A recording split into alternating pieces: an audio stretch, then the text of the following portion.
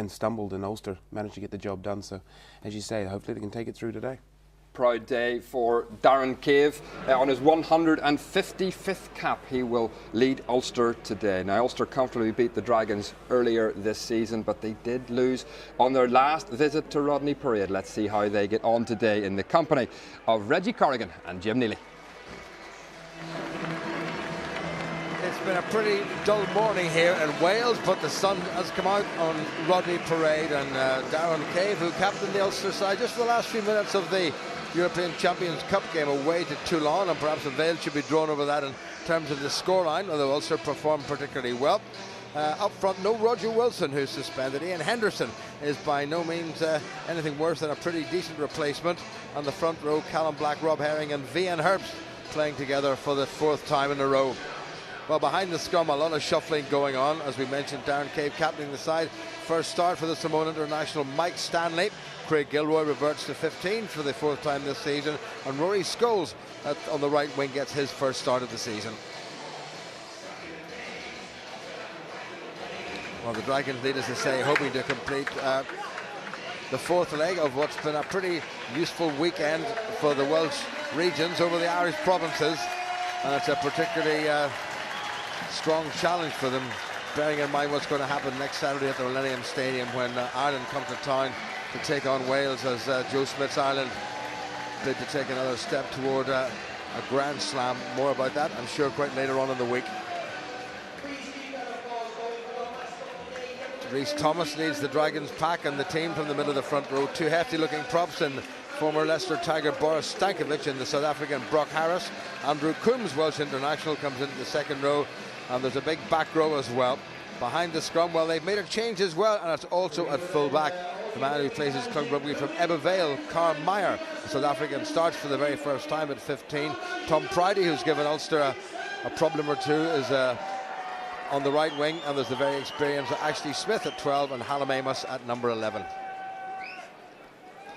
Referee, the Dubliner, Dudley Phillips. It was to be John Lacey of Munster, but Dudley Phillips came in a little bit on the late side. But a gorgeous day here. Dudley Phillips just shading his eyes from a very strong sun that's going to go into the Ulster faces. Confirmation that Dudley Phillips is the man in charge, and the man with the ball is Ian Humphreys to get this game underway. Crucial game this for Ulster in terms of mounting a serious challenge, not just for a semi-final place, but the possibility of a home semi-final spot. And of course the added incentive is that the Pro 12 final is going to be played in Belfast. Ian Humphreys from his full-back Craig Gilroy. That's not a bad kick. Gilroy jumps, that's knocked backwards, says the referee, as you could hear. Away comes Jonathan Evans. Ashley Smith pops it down. Well gathered in though by Humphreys, who covered well. He's put just about the right amount of weight on that. Good challenge by Humphreys. This man got away from him though. This is good work by Carl Meyer. Gets across the halfway line, so Dragons on the front foot, and they give away the penalty straight away for side entry. Number 6, I think it was, James Thomas. First thoughts from Reggie Corrigan. Beautiful day, Reggie, though, isn't it? Fabulous day here after the morning rain. We were worried that it might be a bit of a bog out there in the pitch, but it's dried up really, really well, and both teams really starting to feel each other out at the beginning of this game, kicking to and fro, back and forth to each other just to see who's going to crack first and make the first mistake. Humphreys following up on that last kick, just missed the tackle. You want to make sure he nails those ones for the remainder of the game, but the Dragons forwards judged to have come in from the side there by Dudley Phillips as Meyer was going forward. So a good attacking opportunity here from Ulster at the 22 of the Dragons. Look at Carl Meyer making some decent ground, but Ulster have got the line out in a pretty good position. Taken down by Tui. That's a nice flat ball to Stanley. Gets over the 22. Humphreys again, little show of the ball to the skipper Darren Cave. Conditions just about perfect for running rugby, and Ulster trying to do that. Rather wayward pass from Ruan Pienaar. Ian Humphreys sets it up. Pienaar scoops it away. This is Vian Herbst. Pienaar, Nick Williams, that looked a little bit on the forward side. Ulster need just to settle themselves down. It's a little bit scrappy. Back to Callum Black. Good clearing out by the Ulster support players. Humphreys Cave. Good transfer. Here goes Henderson. Well taken. And there's Rory Scholes coming off the right wing. Rob Herring, who's been in such a good vein of form with Rory Best on international duty. Pienaar looks at the narrow side. Humphreys. Spiral by Dan Toohey. Good Dragons tackling. Quicker ball now by Ulster. There's a wee half chance. Away now. Here goes Michael Allen. Acceleration by Allen. That's a forward pass. Just a little bit panic there by Michael Allen. If he just kept his composure a little bit, there was a man on his inside, but a decent example, Reggie, of just how dangerous these Ulster backs can be. And great build-up to that from Ulster. There was good defensive lines organised from the Dragons initially, but Ulster came back around on that blind side. And as you said, Allen just found a great gap, sauntered through there, untouched, and just panicked a little bit at the end. Could easily have held on just a little bit longer until the support came in. Forward pass there, but a real good opportunity blown. Michael Allen making his 7th start of the season and his 4th game in a row he's playing. Well, the Tackwigs indicate that Ulster are the best part of half a stone, just about 6 pounds a man heavier. So we'll see if they can make that pay. First scrum of the afternoon. We played coming up to 4 minutes. Still no score here at sun-drenched Rodney Parade. Not a bad crowd, not a capacity crowd by any means. It is a Sunday afternoon. Not too much in the way of travelling Ulster support. I can see a few very familiar faces. The chaps of the former YMCA club is always here. Fine. Set. Ian Herbst on the near side. That's gone down. He's up against the formidable figure of Boris Stankovic, born in New Zealand, played for England though at under 19 and under 21 level, and played nearly 120 competitive games for the Leicester Tigers. Oldest man in the park at the moment at 34 years of age. A mere stripling, 34. Reggie, that's nothing, is it? Plenty of time left yet in him, Jim, no question about that. I hope we're not going to have an afternoon of resetting scrums. Ground is a little bit soft underfoot, and as you said, half a stone heavier a man for Ulster. It's an area they should be looking to try and get some dominance in. Well, here we go again. Jonathan Evans pops it. A good strike by his skipper, Rhys Thomas. Not much between them, and the lighter pack holding on against Ulster's slightly heavier outfit. Well, this is enterprise indeed from the Dragons. Ashley Smith tries to take it forward. Evans again. Back to his fullback Meyer, who's given that an enormous wallop. Gilroy gathers. Tries to get outside. This is nicely done. Back inside by Ulster. This is good support play by the men in white. Pienaar. Nick Williams. A wee slight doubt about his fitness, but he seems to be fine. Pienaar again. Humphreys. This is good stuff. Mike Stanley can play either 12 or number 10. Played in all 3 games for Samoa in the autumn internationals. Italy, Canada, and against England at Twickenham. Better work again from the Ulster pack. Here goes Henderson. Humphreys, a little dink into the corner. Meyer covers it nicely.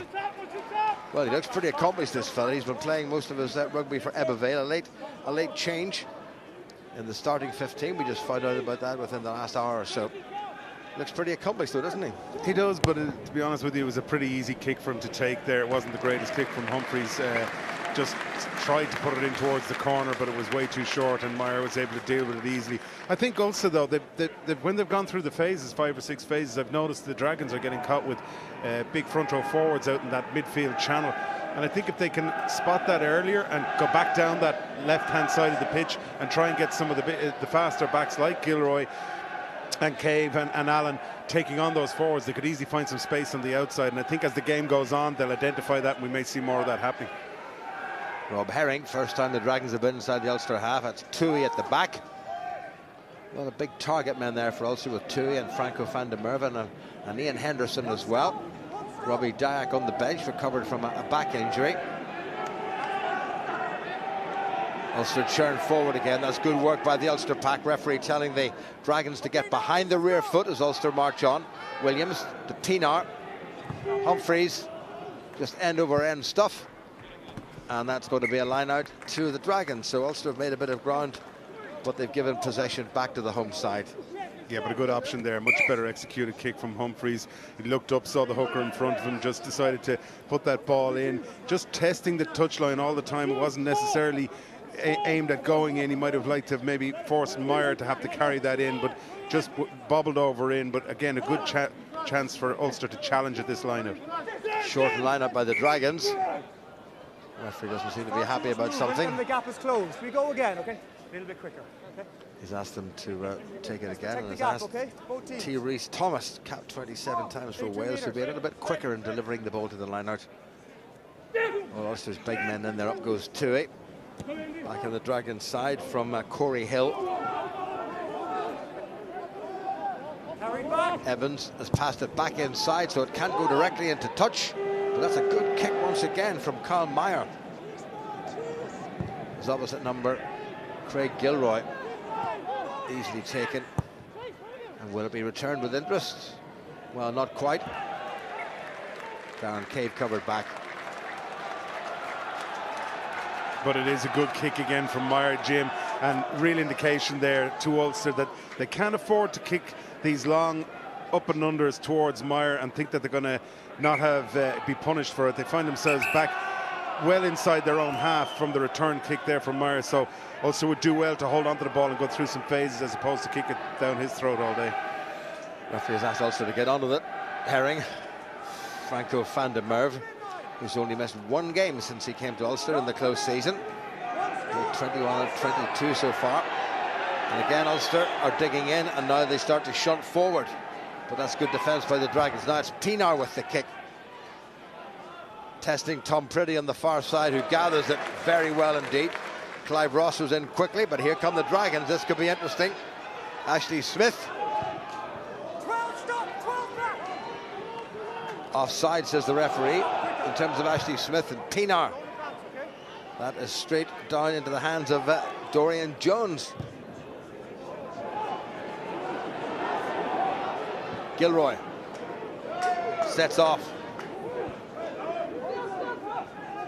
Referee's having a good look. Ulster won that at the breakdown. Henderson not allowing him any room because they know that if he gets up ahead of steam, he can shift. Pinar, Mike Stanley, Michael Allen gets it away now. Humphreys, this is better stuff from Ulster. Dan Tui, oh, he should have given that. Referee waiting for advantage, and advantage didn't come to the Dragons, and it's going to be a scrum. Dan Tui having a few words with somebody. Maybe should have given that, Reg. What do you think? Well, Ruan Pinar came in and he gave Dan Tui a piece of his mind for not giving it. There was 3 men on his outside as he took that ball into contact. I think what he was actually trying to do was step inside the player and just scoop it back around with his left hand, but as he got caught up in the contact, it just got tangled up. He probably would have done better to give it before he made contact, because there were 3 players outside waiting for that, and there was only 1 Dragons defender. Well, Dan Tui making just his 11th start of the season. It's been a very difficult season for him. He re-broke his arm, which he did against Wales in the Six Nations last season. And having made a recovery from that, he then came in had a rather nasty thumb injury, which required surgery. So it's been a stuttering kind of a season for big Dan Tui. And I'm sure he's frustrated beyond belief from all those injuries and really wants to make an impression in this game, and probably felt he was going to take on the world there with that particular piece of play. And you know, if he had managed to get that big arm of his around that corner, I think there's every chance he would have released the players on the outside. Good piece of jumping and catching once again by the Ospreys, in this case Tom Priddy. Still the youngest player to ever pull on the Welsh senior jersey. Franco van der Merwe's got a little bit of attention and he seems to be fine. Second scrum of this sunny late afternoon, and again it's to the Dragons. Set. Gone down in the near side where Stankovic and Vian Herbst are having a fair old battle. I think the referee's going to have to try and get some control over these scrums. They're taking way too long on the setups, way too long to get the ball in and get a solid scrum organised. So I think we're going to start to see some free kicks, because there's only so much the ref is going to take. Well, he's absolutely right. Far too many games have been ruined by reset after reset in the scrummage. Crouch. 11.5 minutes gone. Fine. Still no score. Set.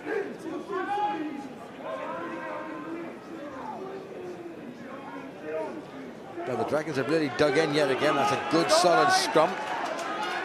It's coming back a little bit on the slow side though. Jonathan Evans gets it to his outside half. He runs straight past Humphreys. That really was very poor defence by Ulster's number 10. The Dragons up to the Ulster 22 for the first time in this game. Now, can they capitalise on that front foot ball? Jonathan Evans looking for a couple of big forwards to take it on, and a couple of big forwards do take it on. There's good work by the Dragons. There's that little pop pass. Dorian Jones, Ashley Smith, well tackled, lots of experience, the oldest member of the back line, and Dragons have got themselves a penalty, and it all came from that missed tackle. And it was a strange one. Dorian Jones, he's 22 years of age. He's the player that they're really placing a lot of faith in. And he took that ball very wide, as you said, very good, solid scrum from the Dragons. They were able to hold that ball at the base of the scrum for quite some time. It just drew in the defenders. But it just seemed to be a huge channel opened up between the... between Humphreys and whoever was on the open side at the time, and I think it was actually, yeah, I could see it there, it was actually Ross who was there at that time, and it's just a massive gap between the two of them. Dorian Jones looked up, spotted the opportunity and ghosted through without getting a hand laid on him, so they need to tighten that defence up. Well, this is going to be a considerable boost for the home side, and remember, we have seen all the other Welsh regions beat the Irish provinces. Dorian Jones, no mistake with that one. So the first real opportunity has come the way of the Dragons, and they've taken that opportunity. And with 13.5 minutes gone, they're leading by 3 points to 0, very much against the run of play, but you take your chances. Completely against the run of play. Ulster have had, it must be 90% of the possession at this stage of the game, and as you say, 13 minutes gone. I've noticed with Ulster that they seem to be playing a little bit flat, though. They tempo the game. They've brought it down to a level that the Dragons are going to be very comfortable playing with. They have to increase their pace in this game and really get some big runners running onto the ball. Jonathan Evans takes it from the restart kick. And that's a good clearance. And that penalty will give the Dragons a lot of confidence. This is young Dorian Jones, just 22 years of age, born in Abergavenny. A little bit of rugby for Cross Keys. Playing his 19th game of this particular season in all competitions. Also have to start again. That's a good start. Tui, Pinar, Humphreys, Stanley. No, he wasn't going to get through there, was he? That was well out by James Benjamin. Ulster recycled it quickly. Cave, that's nicely done. Humphreys. Craig Gilroy coming in from full back and showing a bit of pace. Pinar again. Tui. Well set up, quicker ball. Pinar switches. Nicely done, Cave. Gilroy down the line. That's good work by Gilroy. My word, he's having a very, very good run of form. And the penalty goes against Ulster. Nick Williams giving away the penalty, not for the first time. The referee didn't like the way he came thumping in there. He completely flew off his feet. The referee was standing right there watching it after a brilliant break by Gilroy. I mean, he's been very lively. He's been the most lively of the Ulster players so far. Been looking for action everywhere.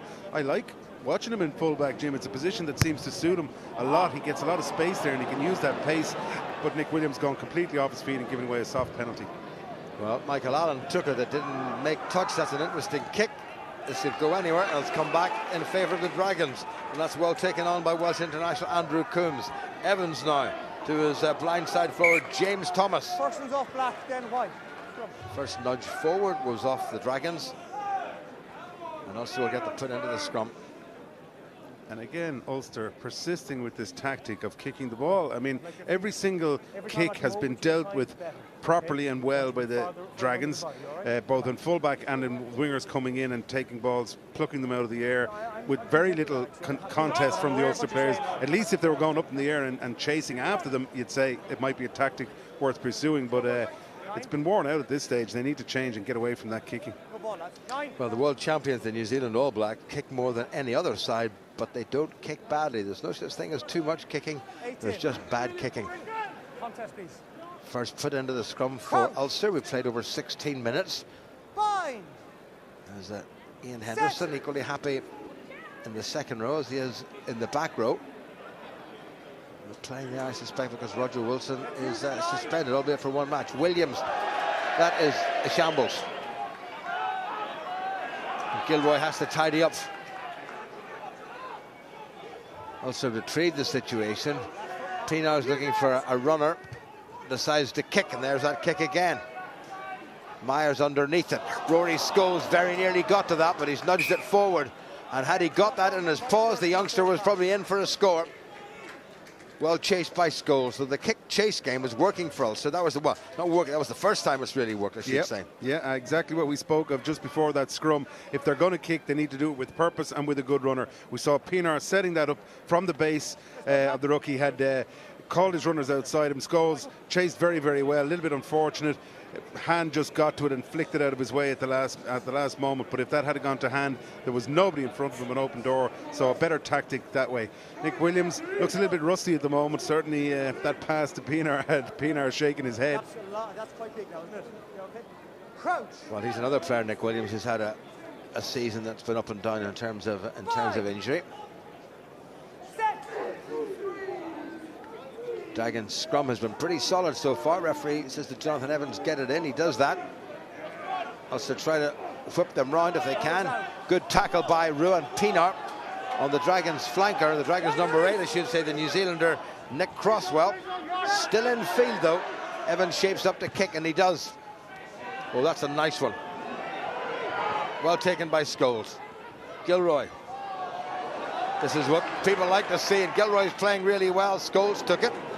Didn't see the man behind him, but set up well by Ulster. There's half a chance here. Nicely away. Stanley. Now to Michael Allen. He had Cave outside him. He's probably wisely come in field. Pienaar again. Now it's Clive Ross. No hands black. Move, tackler, quicker. Pienaar. Humphreys. Well taken by Henderson. Spiraled out of the first tackle. Good ground made by Ulster. Turnover's good. Oh, Release it now, the Dragons have won that. And it's their number 8 has won it, and Ulster give away the penalty. Just when Ulster were looking very positive, they just didn't get the men to secure the ball on the ground. And Nick Croswell get in very well and pinch the ball, and Ulster gave away the penalty. An excellent steal from the Dragons, and just when they needed it, because they were slightly outnumbered. If Ulster could have gotten 1 or 2 more phases of quick ball away, you could see the Dragons' defence was starting to get a little bit narrow, and the space was opening up on the outside. But again, Gilroy, brilliant feet, dancing his way around the pitch. Henderson making good impact as well and getting good carry ball, but just couldn't quite turn his body around. And great snaffling there from the Dragons. Just see it again, great feet from Gilroy as he steps away from that first tackle and leaves Jones standing behind him, and just moves that ball brilliantly. And at that point, if they could have got it open, I think there was great space on the outside for Ulster. Jack Dixon, the young centre, came in well. This is clever stuff by the Dragons. Round the front goes Nick Crosswell. Dragons deciding just to take it forward into the Ulster 22. Last time they were here, they got a penalty. And they didn't release in the tackle this time, so the penalty has gone against the Dragons. And Ulster will be pretty relieved with that. Good work by Ian Henderson there. He straight away didn't commit to the tackle. He saw that the man was isolated, and as soon as he hit the deck, got his hands in there right in front of the referee. We could hear from up here in the gantry, Jim, we could hear the referee screaming, hands away, release black. And great work from Henderson, a good turnover. But again, just watching the Ulster players, the backs are definitely trying to make some impetus with those good fast feet and speed that they're bringing into it, but I think we need some of the forwards to bring some pace onto the ball as well and tie in the defenders. Ulster have the line out, and it's been called a short line out. Callum Black was in to make it 5 men. Nick Williams in the scrum half position. Tui down to Williams. Ulster will go for the drive. And Pienaar said that he's not allowed to come in because the line out was still static. And away go Ulster, and away go Nick Williams. They've got to keep in touch.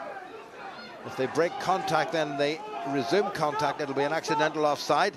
Ulster have made some decent ground. Williams has still got it. Now Pienaar. Humphreys has a little go. Scholes does well. Great chance this. He's got Stanley with him. Has to give it. Scholes still going nicely. Here comes Gilroy. It's going to be the try for Ulster. What a terrific score by Ulster. Lovely hands, and you always felt that was going to come at some stage. brilliant try from Ulster, well worked. Again, the forwards doing the hard graft first of all, and that's what we kind of hadn't seen up to this point. They dragged in the Dragons defenders with the maul. They worked it brilliantly, but it was the way Humphreys put that ball behind the skulls. He did great, timed his run brilliantly, stepped, didn't panic, drew the last man as the defender in, and once you put Gilroy into space like that, there's no way he's going to be stopped from that distance. Well worked try, good work from Humphreys, Scholes, and a brilliant finish from Gilroy. Well, for Rory Scholes, former member of a very good Irish Junior World Cup side and a former pupil of Campbell College, he took that very nicely. He cut in on the angle, got right in front of Jack Dixon, and he kept his head where one or two others may have lost theirs, and Gilroy sped into the corner. Great try. Great try by Ulster. It was interesting just in the replay there. I did happen to notice Darren Cave just ran slightly a line that maybe might be questions afterwards in terms of crossing, but the referee was right there and he didn't spot it, and it was just enough to distract the defenders and create that space for Scholes in the centre. Tina with the conversion from far out, and he's made a bit of a mess of that, so it stays at the Dragons. Thanks, I think the initial penalty was taken by Tom Priddy actually, and not Dorian Jones. Scholes right through. There was a little bit of a jersey hanging on there by Darren Cave. Yeah, we'll not worry about it, shall we? But great finish by Craig Gilroy.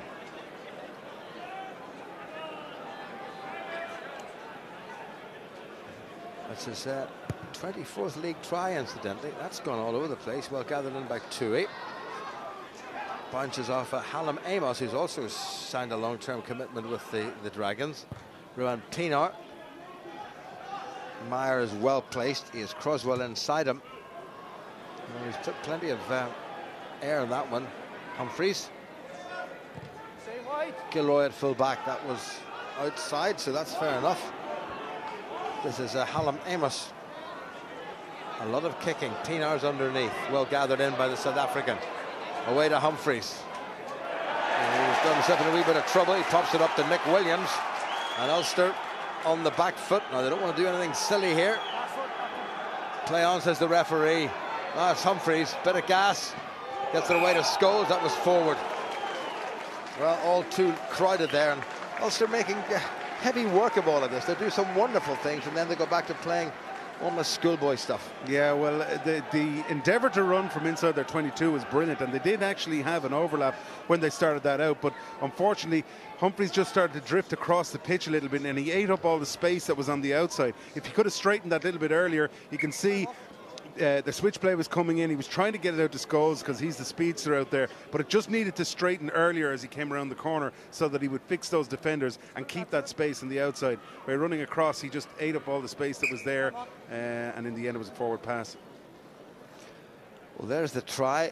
Well, did Darren Cave take a man out? I don't think so. I don't think so. It wasn't even a jersey pull. It was a direct bit of contact there. Well, they're having another look at it. There's Cave. He ran a good line. And would the man he clashed with have taken Rory Scholes? Hard to tell. Maybe. But the try stands. There is Ashley Smith at 28, the oldest member of the Dragons backline. Jonathan Evans. A good strike by T. Reese Thomas, the Dragons skipper. Evans.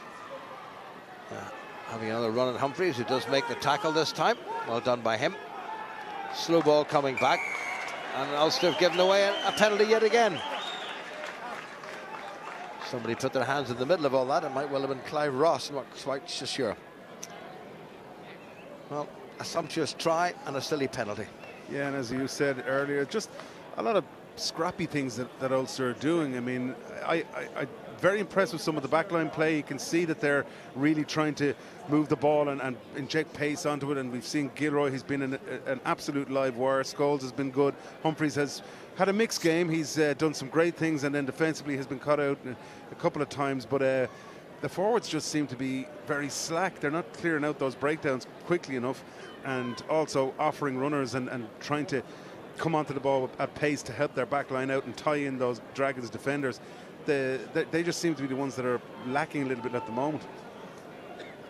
Well, Tom Priddy, who got the first penalty and the first points for the Dragons after just 13 minutes. We've just doubled that now. We're well into the second quarter of this game, and this to restore the lead for the Dragons.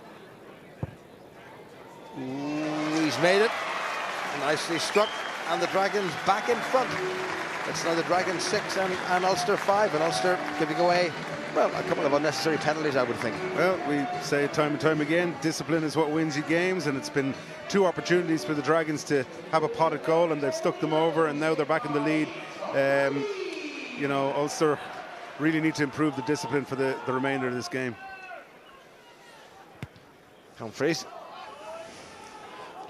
It's coming down just outside the 22, taken in by Andrew Coombs. Jonathan Evans. Nice bit of hang in that. Gilroy. Ian Henderson hasn't retreated the 10 metres, has he? Referee's happy enough. That was knocked forward by Ulster anyway.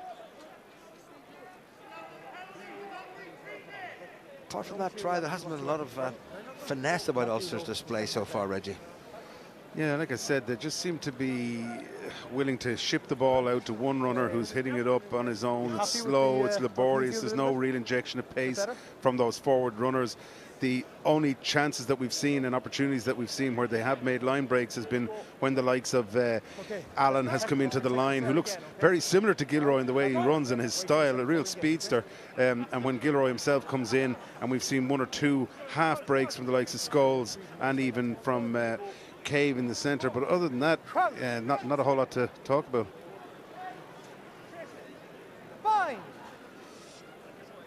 Dragons scrum hasn't been unduly bothered by the Ulster 8, despite Ulster having an advantage, the best part of half a stone a man. That's not a bad scrum by Ulster, and the referees penalised them.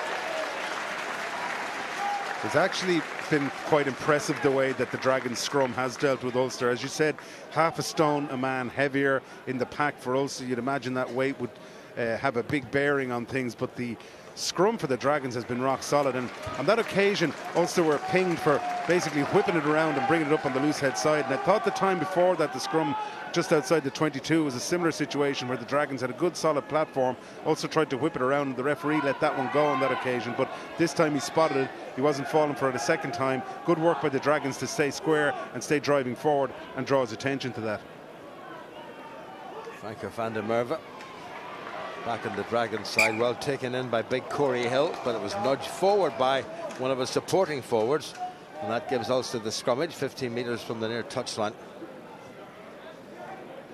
Ben Whitehouse and Martin Lewis, incidentally, are the assistant referees or touch judges. The television match official is the vastly experienced Derek Bevan.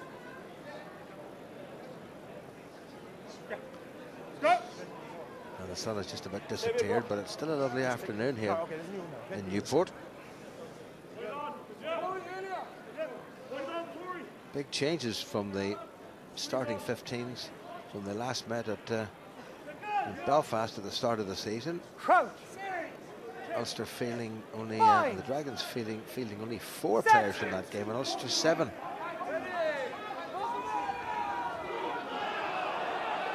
Ulster scrum pretty solid. No great advantage from that drive. Now Humphreys, Mike Stanley, well tackled by Dorian Jones. Franco van der Merwe, also just changing the point of attack. Clive Ross might just have been in front of Ruapina, and that's not a good kick by the South African. Returned with a bit of interest gathered in by Humphreys, and no doubt he will kick, and he does. Well covered yet again, this time by Hallam Amos, who is very quick. Nearly gets away from the first tackle. Dragons on the front foot, better stuff by the men in red and black. Dorian Jones to his open side flanker James Benjamin, part of a very big Dragons back row. And here's another one, Crosswell, the New Zealander. That's nicely done. Good chance this now for big Jack Dixon, who is an enormous youngster in the middle of the park. Only 20 years of age, from Caerphilly originally, and he's made some very good ground. And it's the Dragons' turn to put ball across the park through the hands. A big young man, yeah, powerful runner as well. Managed to get that ball, just keep in play for momentarily while the support came, but then he was just dragged into touch. But I have to say, again, the kick chase game from Ulster. It's just not been done well. We saw there where the ball went up, Pienaar was the only man chasing it. Winger takes it, runs, and he gets a good 20 metres, and the first man to make a tackle on him is Pienaar. So where is the chasing defensive line from Ulster on those kicks? Well, one line out by Ulster. Nick Williams has got it tucked in there. In front of him is the formidable figure of Vian Herbs. Pienaar down that narrow side. Good tackle by Corey Hill. Well, Dragons battling away at the breakdown, and they've got the put into the scrum. Well, if Ulster are going to turn this game round, they need to start picking things up. It's not a terribly competent performance by Ulster so far. It has the feel about it at the moment that the game is just starting to gather a little bit of momentum for the Dragons. Ulster, you can see the players, they're starting to look around at each other a little bit. They're trying things, they're not working out. There's easy, silly errors being made. The carries are not dynamic from the forwards. There's no ground being made. Again, the Dragons are managing to get in there and slow things down at the breakdown. And just at the moment, we're looking at Pienaar. He's running around trying to get things going. You can see by him making that breakdown the blind side, he's almost inviting players to come with him and try and give him somebody to pass the ball with that can take it on. And at the moment, he's been very much left on his own. Well, we're just over 8 minutes remaining. Ulster appointed ref, the only trial of the game, courtesy of Craig Gilroy, and it was another memorable one. He's been scoring a few good ones since 2015 began. I wonder what's on the other end of that mobile phone. Standing with a pint in your hand and a mobile phone strapped to your ear. Should you be here at all? Fine. Set.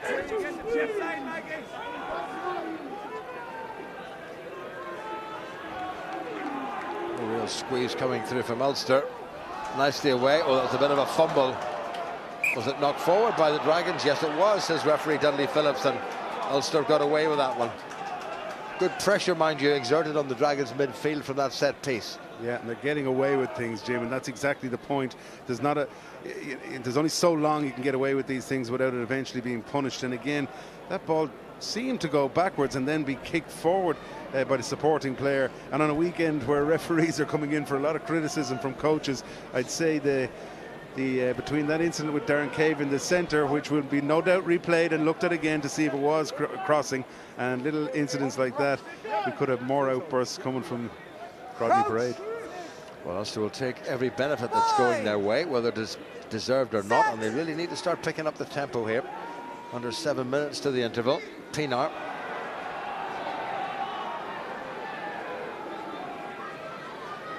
On the narrow side, here he goes. Humphreys to Michael Allen, who's done well. Good strong run by Allen, needs to set it up. Does the sensible thing. Williams was there quickly. Ulster don't have a scrum half. That's a rock now. Use it. Ian Henderson obliges. Callum Black, Ulster's loose head prop. Support by Clive Ross. Van der Merwe, Humphreys, Dan Toohey. Good thundering charge by the second row, and it's nudged forward. Things just not gelling for Ulster. They're trying so much, and they're just failing, and it's not through lack of effort, it's just through lack of application. Again, though, we saw a great idea of what Pienaar is capable of. The back row for the Dragons are finding it difficult to get off the back of that scrum quickly enough. And when he picks and goes, especially on that short side, he picks and goes, he creates a 3-on-2 straight away.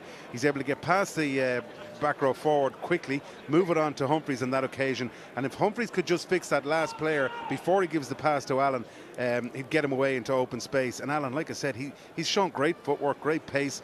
I think it's only a matter of time if they can continue with that tactic before he'll find an opportunity and a gap and get around a player and finish it off. Dorian Jones taking on some water. There's a brief stoppage because of some attention being given to the 30-year-old from South Africa, Brock Harris, in his first season here at Rodney Parade. This is 17th game of the season. Seems to be fine, and he'll need to be fine because there's another scrum coming up.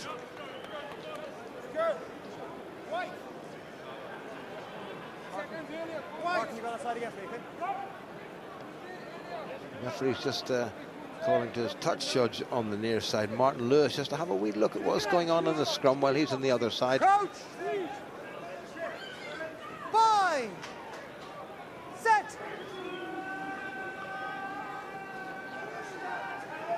And it goes from Evans.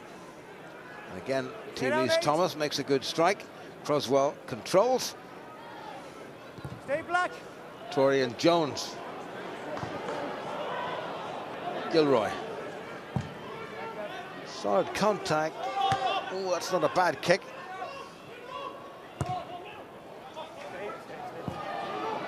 Jones again. Pienaar inside to Michael Allen. Good pass by Allen. Troy thought it was forward. Humphreys had Cave outside him, but he's digged it nicely. And that's a good kick by Humphreys. Yes, it'll be a Dragons line-out, but also the chance to disrupt. Ulster needs something by the interval, Reg, I think.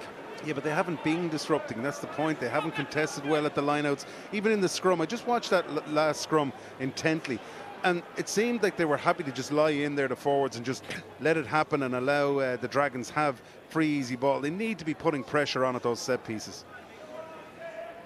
Dragons win the line-out, but it's gone loose. Chance now for Ulster. Rob Herring pounces. In fact, it's Clive Ross, and Herring waits. Well, camera from the other angle shows the Dragons have secured that, and Evans gets it away, and that's a good kick by the Dragons scrum half, Jonathan Evans. It's been a pretty solid performance in this first half from the Dragons. You know, they've been missing some players. A lot of changes made just before kick-off. We saw different players having to come into different positions compared to the team sheet that was given out originally. They would have felt under a little bit of pressure against Ulster coming here, knowing how strong Ulster are. But I think all in all, they'll be happy with the first 36, 37 minutes that they've put in. Herring. Mike Stanley. Nephew of the great Smoking Joe, back inside to Allen. This is good stuff for Ulster. Clive Ross takes it on. Ulster have to set it up quickly. Oh, referee says that's fine. Ball went back, and Ulster not securing the ball really. Pienaar thought about the kick. Well picked up by Scholes. Good strong work, but Ulster conceded about 20 metres. Still they have possession. Vian Herbst, the tight head prop. Support from the loose head, Callum Black. Herring gets across the halfway line. Williams leaves it. Mike Allen comes back in field, so options on both sides. Pienaar. Pienaar again. Stanley inside to Cave, Ulster's captain. Herring does a bit of clearing out. Referee gives the penalty. Not working for Ulster at the moment, Reggie. No, really good defensive work from the Dragons, though. They were patient. They didn't panic at any stage. Got their defensive line organised. Didn't get offside. And Ulster were trying to be inventive, trying to bring players back on twists and coming in on inside moves and switches, and it just wasn't working at all for them. And as I said, the patience for the Dragons paid off, and now we're looking at a situation where they're going for an extremely long-range kick. But he obviously fancies himself to get it. Well, the Bridgend-born Dragons wing three-quarter, Tom Pridey, has kicked goals from further away than this. We're just looking again what the penalty was given for, not getting away. And this would give the Dragons a fair old boost. Now, there's hardly a breath of wind here. And he's straight in front of the Ulster post. Don't know that's going to make it, and it's not. So a bit of a let-off for Ulster. It stays at Dragons 6 and Ulster 5, and we have about a minute and a half to go to the interval. Which coast will be the happier, do you think? Neil Doak or Lynn Jones? Oh, absolutely, Lynn Jones. At this stage, the way things have gone, they were under pressure for the first 11, 12 minutes of the game. All the possession was Ulster's way. They didn't make that count. Defensively, the Dragons have worked very hard. And Ulster, apart from that one try, haven't really looked like threatening too much.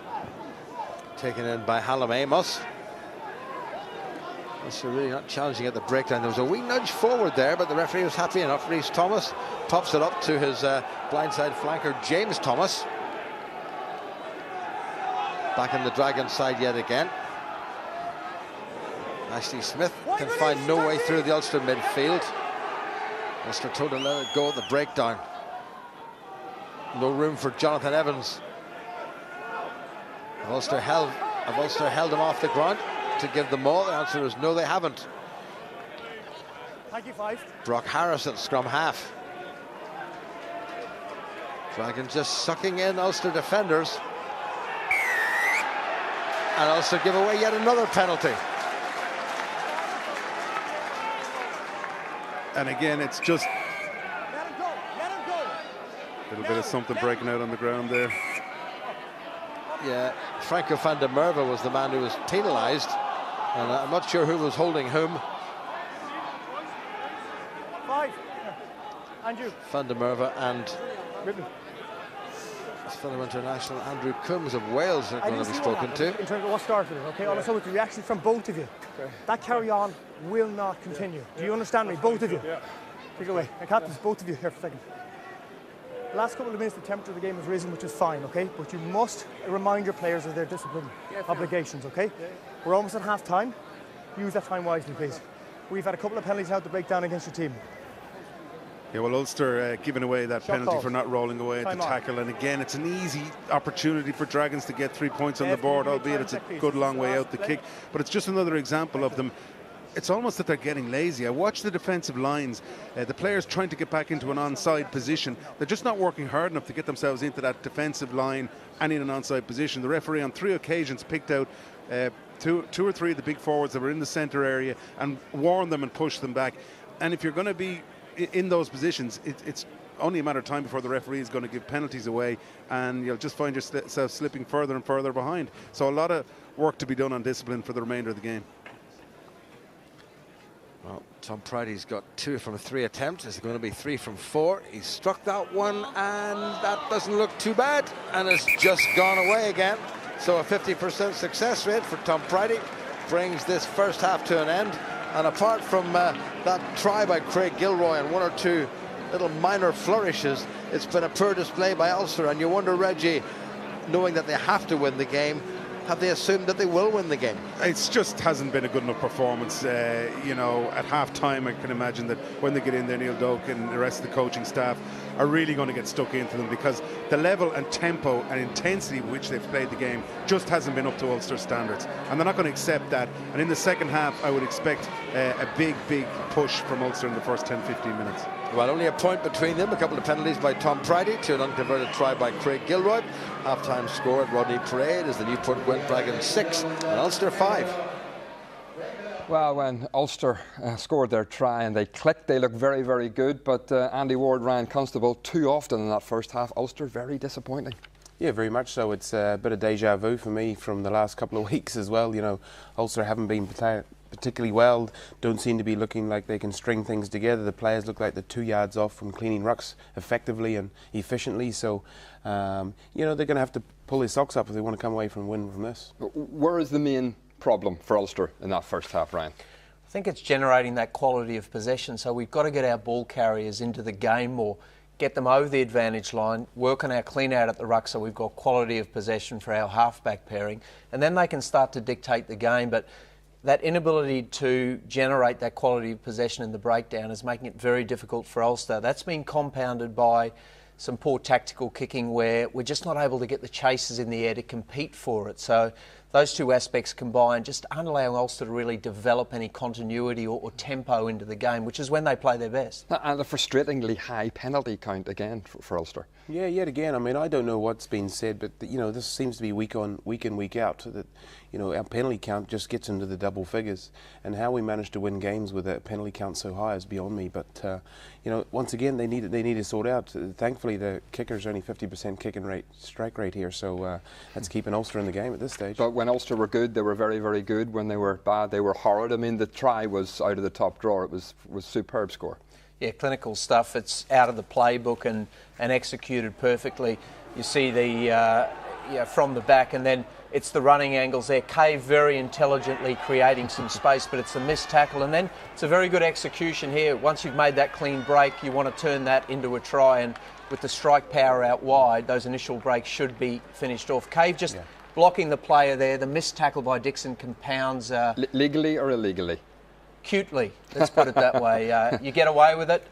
You can see it here in slow-mo. Cave runs a good line, but it's this missed tackle that probably lets that off the hook because it doesn't magnify the error. A little bit for me as well. The Dragons, I've noticed that the defensive line's a little bit sort of 6s and 7s, a little bit, you know, staggered, and you know, guys like Gilroy and co, they're going to exploit that, and they did well. But that all came from a good forward drive there as well. Absorbed a lot of players in.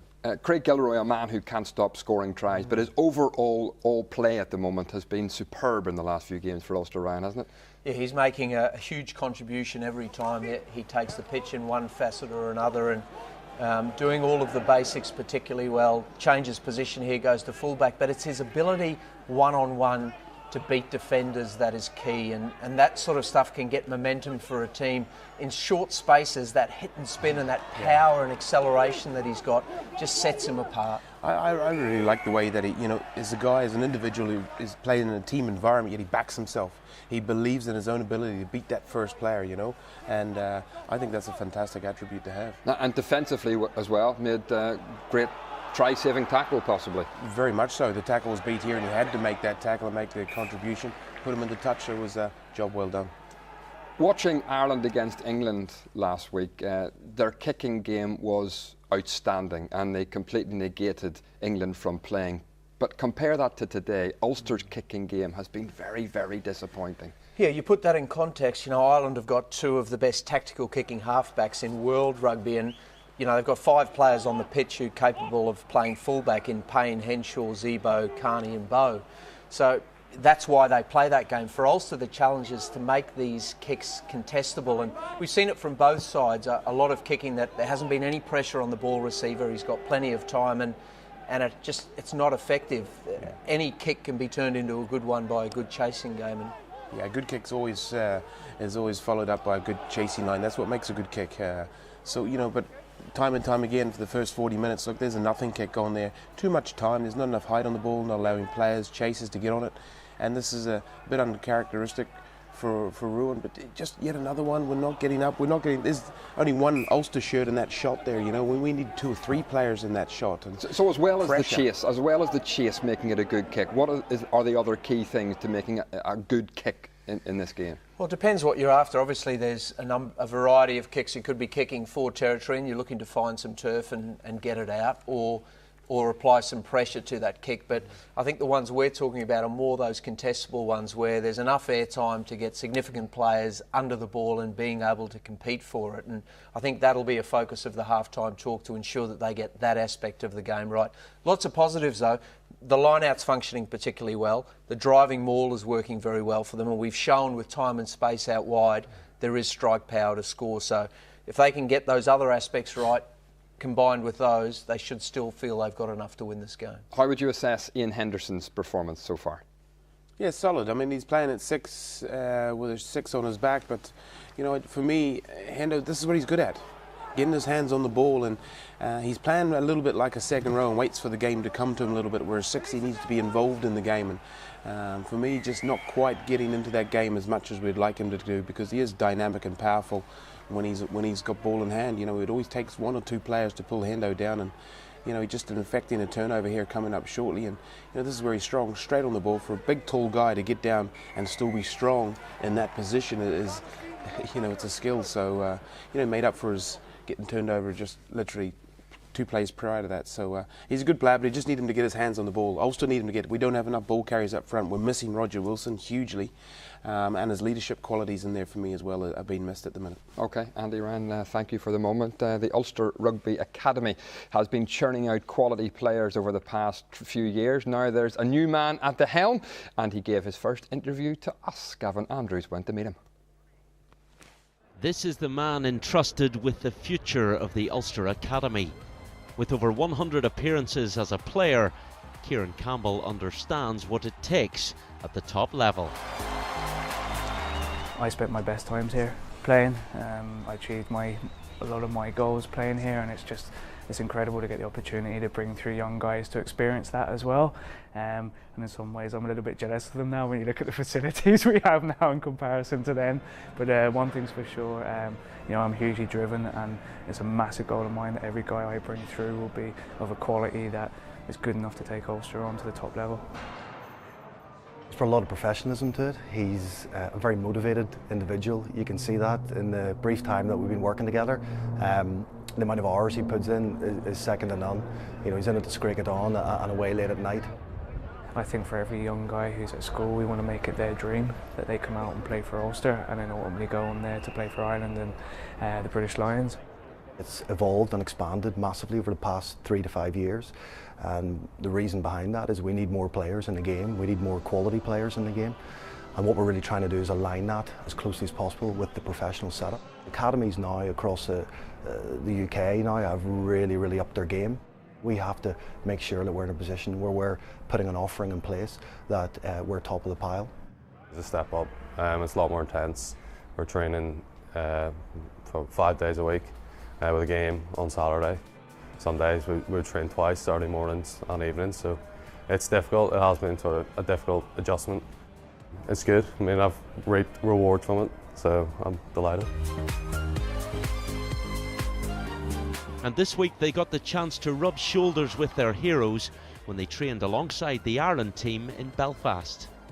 It's just an unreal experience, and you get so much experience just learning from them. The intensity of the training session, it's good. I mean, the guys are they're really they're helpful and they're kind, and they speak to you a lot, so it's enjoyable.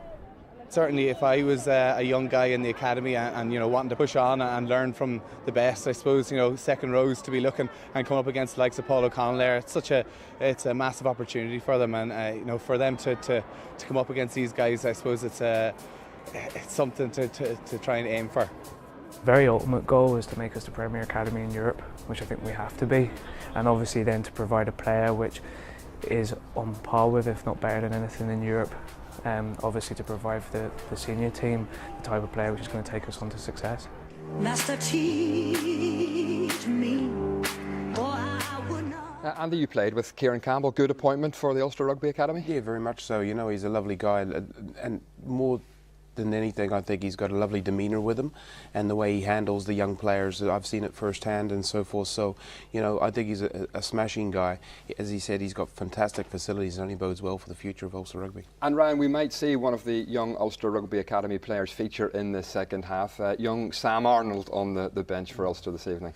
Yeah, he's been, anyone who's watched the British and Irish Cup stuff in the Ravens when he's played, he's probably been the standout player at that level, so he's earned the opportunity now to step up. And that academy structure, as foreign player restrictions are imposed, developing that Indigenous talent is key to success, and the academy is going to be a very strong focus for Ulster to reach those goals they've set themselves. And of course you'll be able to see some of the rugby stars of the future as part of a school special here on BBC Two next week.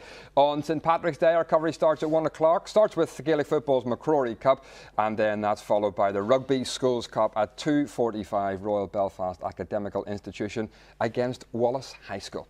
Now, looking ahead to the second half of this crucial Pro 12 game, Ulster trailing by a point. Do you think they've got enough in the tank to see this game through second half? Yeah, I think they do. They haven't really sort of hit any straps of any level at this stage, you know. And for me as well, looking at the Dragons side, they haven't really strung much together themselves. So if Ulster can really tighten the ship up, and I dare say Dokey's had a good word to them at half-time and turn things around. But Ryan, we can't stress the importance of this game. This is an absolute must-win game for Ulster if they want to continue that push for the playoffs. The way results have gone, if they can bag 4 points here, that sets them up really well with the Blues at home next week, and they'll go into that critical phase of the season against teams in that top section very well placed. Not only qualify for the top four, but secure that vital home semi-final by finishing first or second. Ryan, Andy, thank you very much indeed for your thoughts and your comments. Time to go back to our commentary team. Reggie and Jim. The late afternoon sun is threatening to come out. It's behind a big tower block just away over to our right in the commentary position. And the Dragons must be, well, pretty encouraged, although Tom Pridey, who's kicked 2 penalties, missed another 2, one from long range.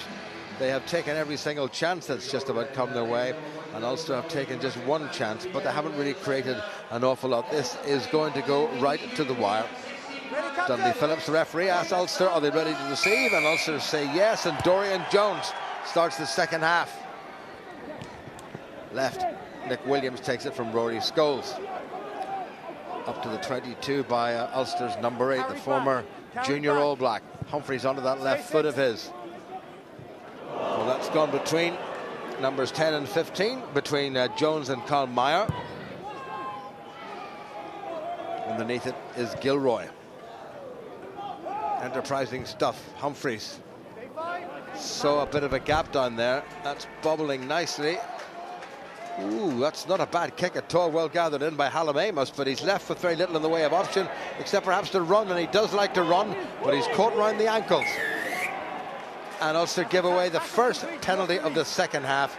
And Ulster's discipline at the breakdown, Reggie, is very, very poor. Yeah, that was a pretty quick one, though. I mean, tackler not releasing was the call from the referee. I think the Dragons can count themselves lucky there. A good kick from Humphreys. It just found its way in over the head of the slowly running back defender, and then just as it came along, I think it was Amos who managed to pick it up and turn around. Great little turn of pace from him. Left Scholes behind him, but just... Yeah, I thought that was a bit of a harsh call on Ulster, to be honest with you. I thought that Scholes went in quickly and got it, but referee was right there and he judged the tackler didn't release. Corey Hill has won the line-out for the Dragons, and Franco van der Merwe incurring the wrath of the referee again for not getting away, but that's fine. That's all over the place. Pienaar in the field to Humphreys. Just one little glance up, and that's not a bad kick by Humphreys at all. In fact, it's a very good kick by Humphreys. He has done some terrifically competent things this afternoon and very clever things this afternoon.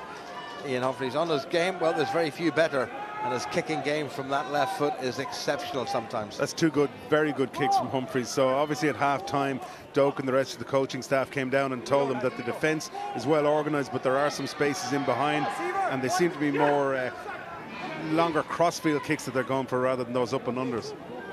Down and away quickly by the Dragons from the line-out. Rob Herring makes the tackle. Jonathan Evans. That's half charged down by Ulster, so the Dragons onside. Nick Williams has done a terrific job getting back, and nicely placed by the big fella. There's a Dragon in the way. Here comes Ian Henderson. Two front row forwards hang on to him. Humphreys, little flat pass, Stanley. Well, it's worked out all right for Ulster in that they haven't lost the ball, but the pass, I think, was forward. Well, Ulster trying a lot, but the execution again letting them down, Reggie. Yeah, well, they're trying to bring Mike Allen back on that inside run. We've often seen Gilroy come on that line in the past when he's been playing in that position. It's just the pass from Stanley was way off the standard that it needed to be. You could see they're trying to bring all the players across, come over, and just a little pop pass to Stanley, to Allen was what the intention was from Stanley, to hopefully find a gap between two front row forwards that were standing there, but the pass was just miles behind him. Well, it's been tough enough for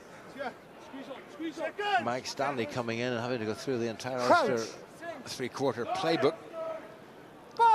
Ulster have been very passive at the scrums. I really had expected more of them, given that they've got nearly half a stone a man of an advantage. That's a little bit better, but the referee's looking for Ulster whipping it round illegally, and Ulster this time get the penalty taken down on the tight head side.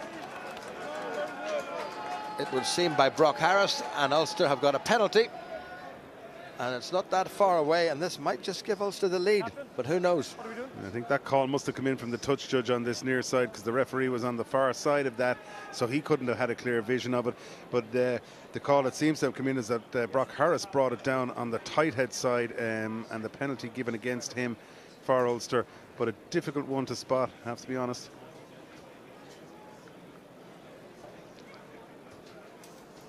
So Ruan Pienaar, who missed the try of Craig Gilroy's terrific try early on, with this chance to put Ulster into the lead for just the second time in this game. They led 5-3 with 21 minutes of the first half gone. We played nearly 5 minutes in the second half. Pienaar, this incidentally, to take him past 500 league points. He's on 499. Is he going past the 500? And he's not at the moment. So that's another rare miss by Ruan Pienaar, and you wonder if Pienaar's missing his kicks at goal, is it going to be Ulster's night? That was what Ulster really needed, Reg. Yeah, and certainly a kick earlier as well that we saw. The conversion attempt was just not up to his high standard at all, and that one just managed to drag that one away to the left-hand side of the post. Yeah, like you said, it's just one of those things. Ulster just, the little things that normally go well for them just don't seem to be happening at the moment. Restart by Dorian Jones, gathered in by Humphreys, tries a long-range drop goal, and that's going to be a 22 dropout. Never really got much in terms of elevation.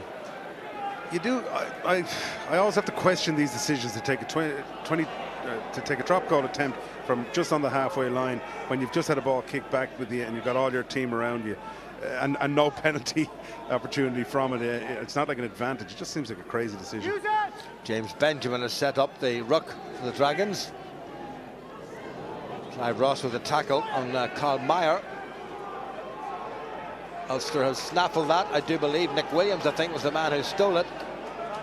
Ulster, can they shift this wide? Stanley, that's a good pass. Humphreys, Darren Cave, little chip kick through for Rory Scholes, but across comes come the Dragon, and Ulster have got the penalty. I think the Dragons back division offside.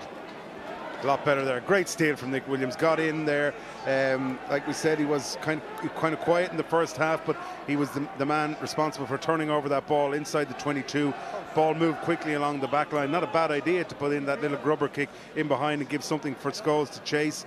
But the penalty had already been awarded by the referee. I think it was for an offside position in the midfield. But much better stuff from Nick Williams there and getting himself back involved in the game. Nice little chip through by Darren Cave, maybe a wee bit too far. Rory Scholes alert, really enjoying being back playing again, and Nick Williams sporting a splendid haircut. A fine bit of ripping there at the breakdown. And Ruan Pienaar hoping to put Ulster into the lead yet again. And Ulster are being given plenty of opportunities to get themselves into a little bit of a lead in this game. You know, they can take control or take the lead back here, but they need to start building on it continually for the rest of this game and not allow the Dragons to get any momentum going in this second half. Dragons have lost their skipper, I think just temporarily. T. Reece Thomas has gone off. Here's Pienaar. Can he get this one? The answer is absolutely. So Ulster back into the lead. We have played just about 7 minutes in the second half, and it's Dragons 6 and Ulster 8. And important now that Ulster don't go into themselves and sit back and think that they've got the lead. And I know it's only 2 points at this stage, but stop playing. The way they found some gaps and spacing behind was by moving that ball along the back line. They've got to continue to play the game and inject that pace that we hadn't seen for the first 45 minutes or so of the game. Well, the sun is out and shining directly into our eyes. Now taken by Van der Merwe. Craig Gilroy's given it a fair old belt. Well covered back though by Dorian Jones. Outside is 22, so he's kicked in reply. Humphreys. Well, that's the highest kick of the afternoon. Is it maybe a wee bit too far? Taken well by Tom Pridey. Back to Jones. Pienaar covers. And he sends it skyward again. Here comes Gilroy chasing. Good take by Priddy and good turn by Priddy despite the attentions of Gilroy. Evans. Rhys Buckley, the replacement hooker for the Dragons. Dorian Jones. That's a good kick. Pienaar takes it outside as 22.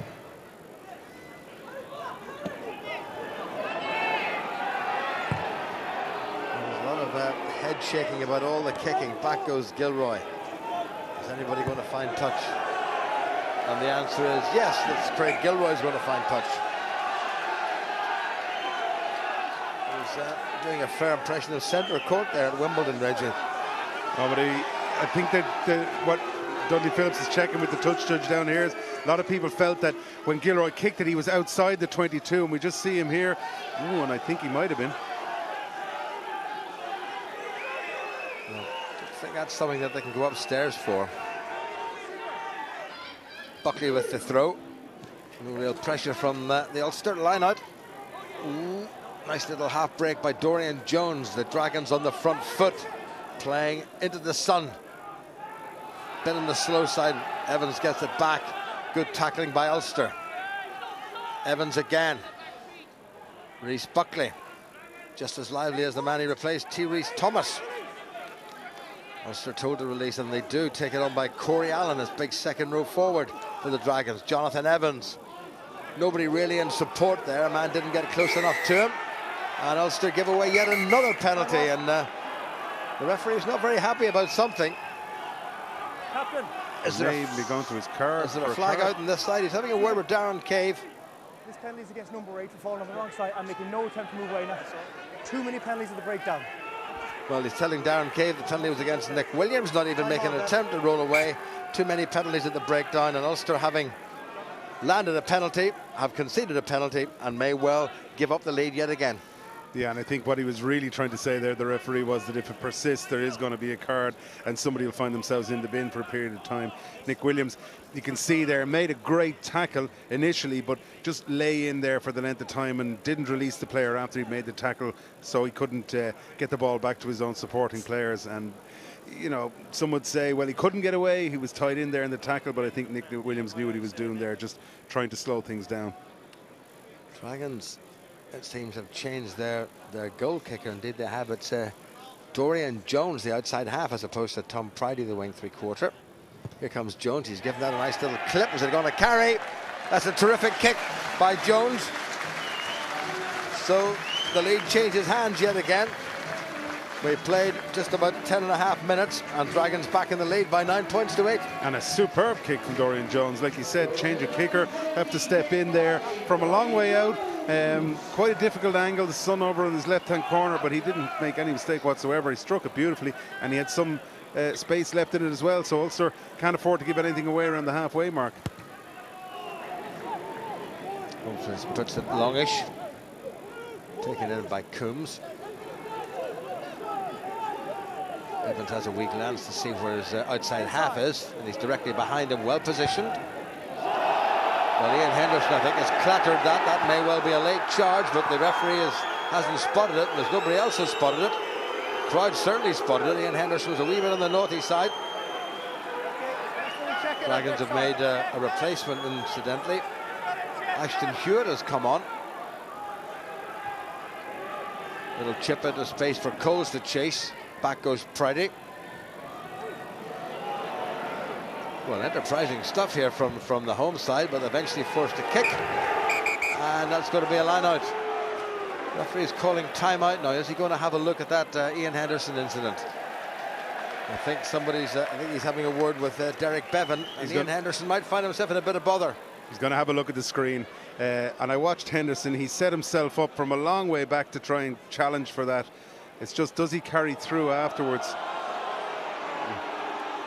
I don't know. It's not like he raises his elbow towards his face or anything like that, but he doesn't exactly stop running through. So it'll be interesting to see what the TMO makes of that.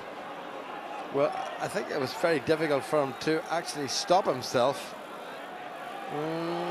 Did he follow through? There was no elbow. There was no real contact with the forearm. No. From what I've seen, No, I think it was just the running momentum, the fact that had he... an opportunity to pull Let's out. hear what Derek Bevan is saying. Therefore, I'm going to sanction him with a penalty. Do you have anything to add to that? Yeah, he could have pulled out. You're quite correct. Get the penalty. He's going to have a word with Ian Henderson. It's only going to be a penalty, I think. There's no yellow card, which could be catastrophic for Ulster. You had an opportunity to pull out. It's going to be a penalty against you. That's now a general team warning for yellow cards. Well, Ulster's discipline letting them down yet again. General team warning. You heard Dundee Phillips say to Ulster's skipper Darren Cape, next time Ulster infringe deliberately, whether it's at the breakdown or wherever, is going to probably cost them a man in the bin.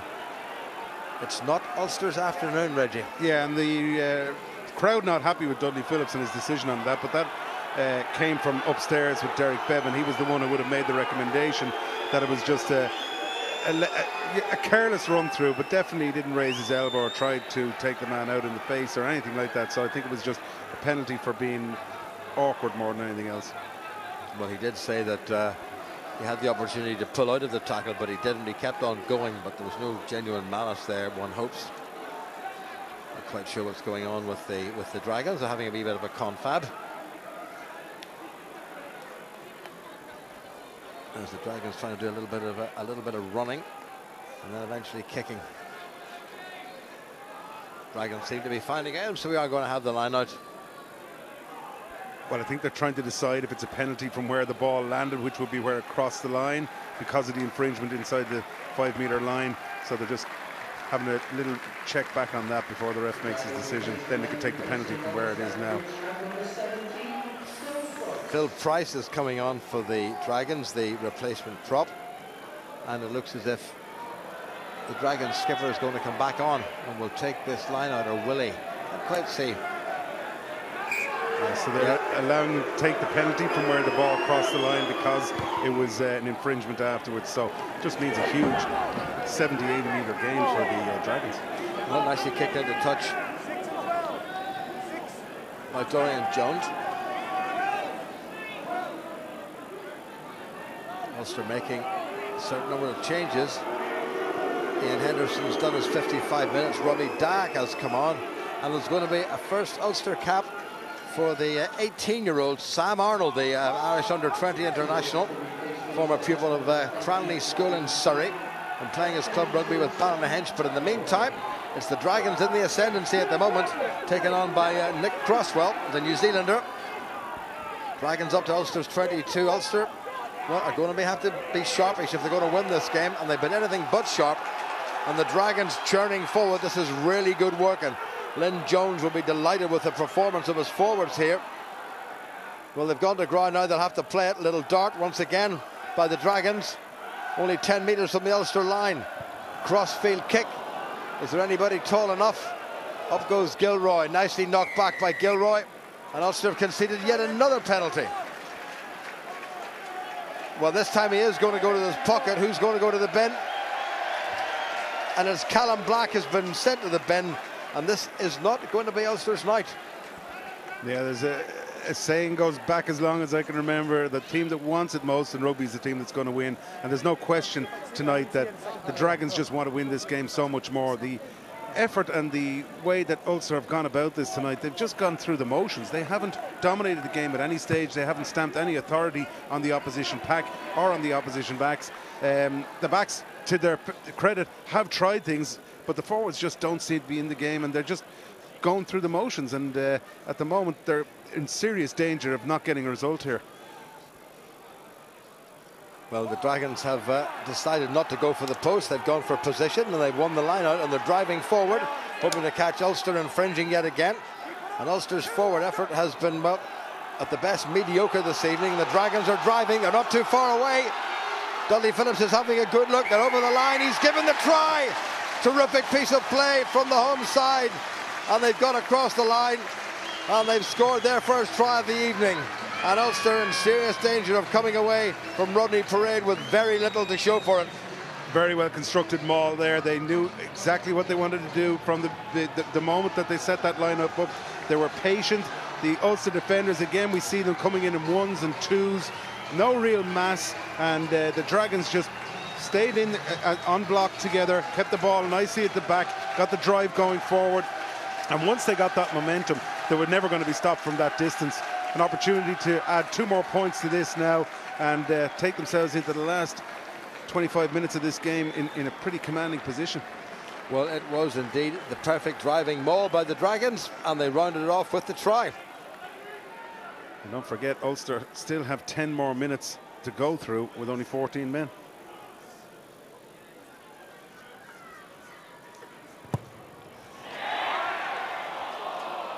Not too far away with the conversion. Dragons skipper, incidentally, T. Reese Thomas, is back on for Reece Buckley, the man who scored the try. So you get the try and you're rewarded by getting yourself back onto the bench.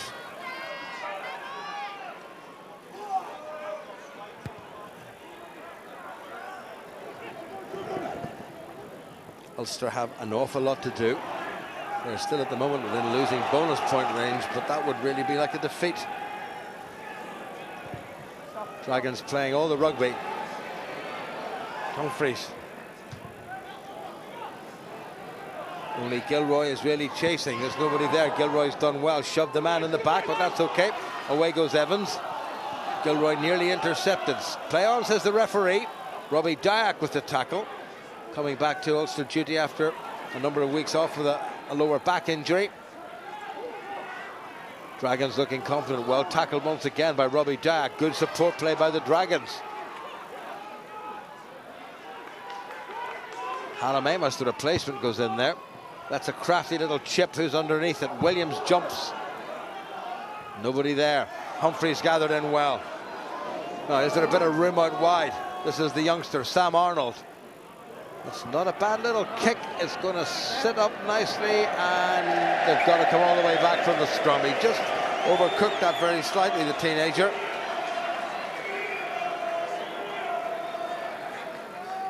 Well, the crowd not impressed with that. The idea was good. The execution, just perhaps not quite spot on. Yeah, I think I would have preferred, though, to see that ball kept in hand.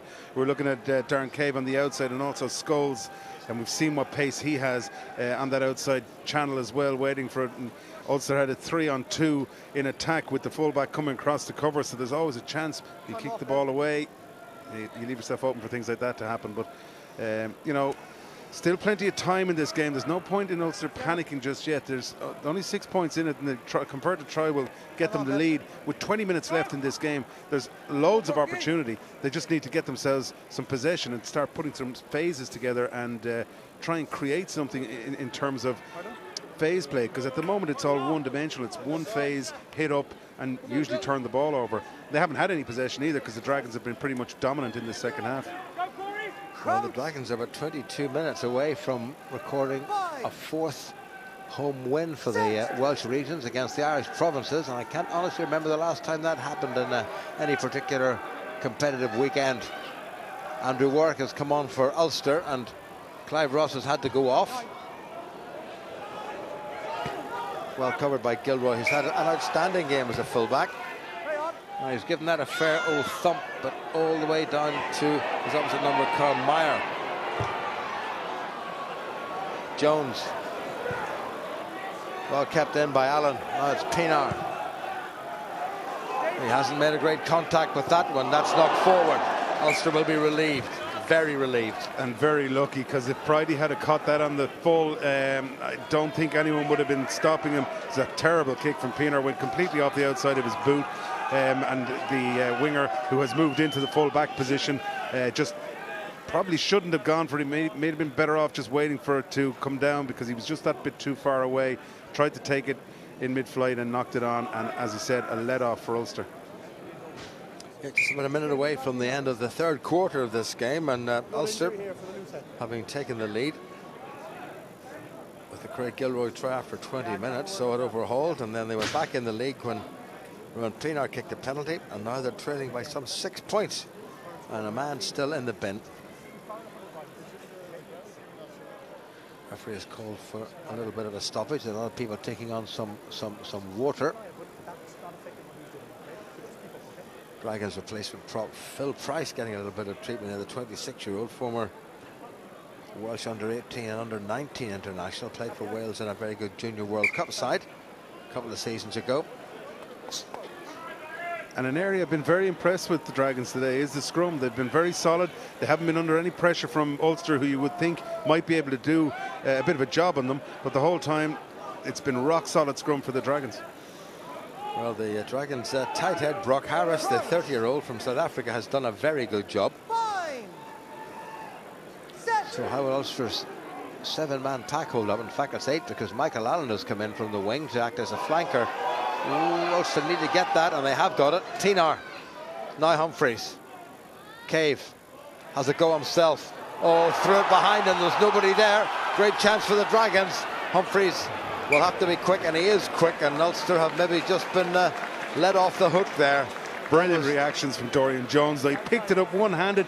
The ball just went behind from Cave, but on the run he picked it up, scooped it up with one hand, turned and went, and he'll feel very unlucky. You just see it again here as the ball comes back inside from Cave. Just watch Dorian Jones as he scoops it up with one hand and he's gone. He didn't want that ball to go out. He wanted to have a chase down with Humphreys. He and his opposite number trying to get there first, and just a little bit unlucky that it drifted out of play.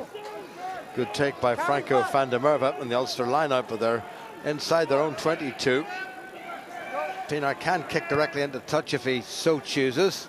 He's brought that in field. Well gathered in. That was nicely done by Ashton Hewitt. Dragons in possession. Great chance here. Little chip into a little bit of space by the big fella Jack Dixon. And Ulster have no option but to run into touch. And the Dragons are really turning the screw.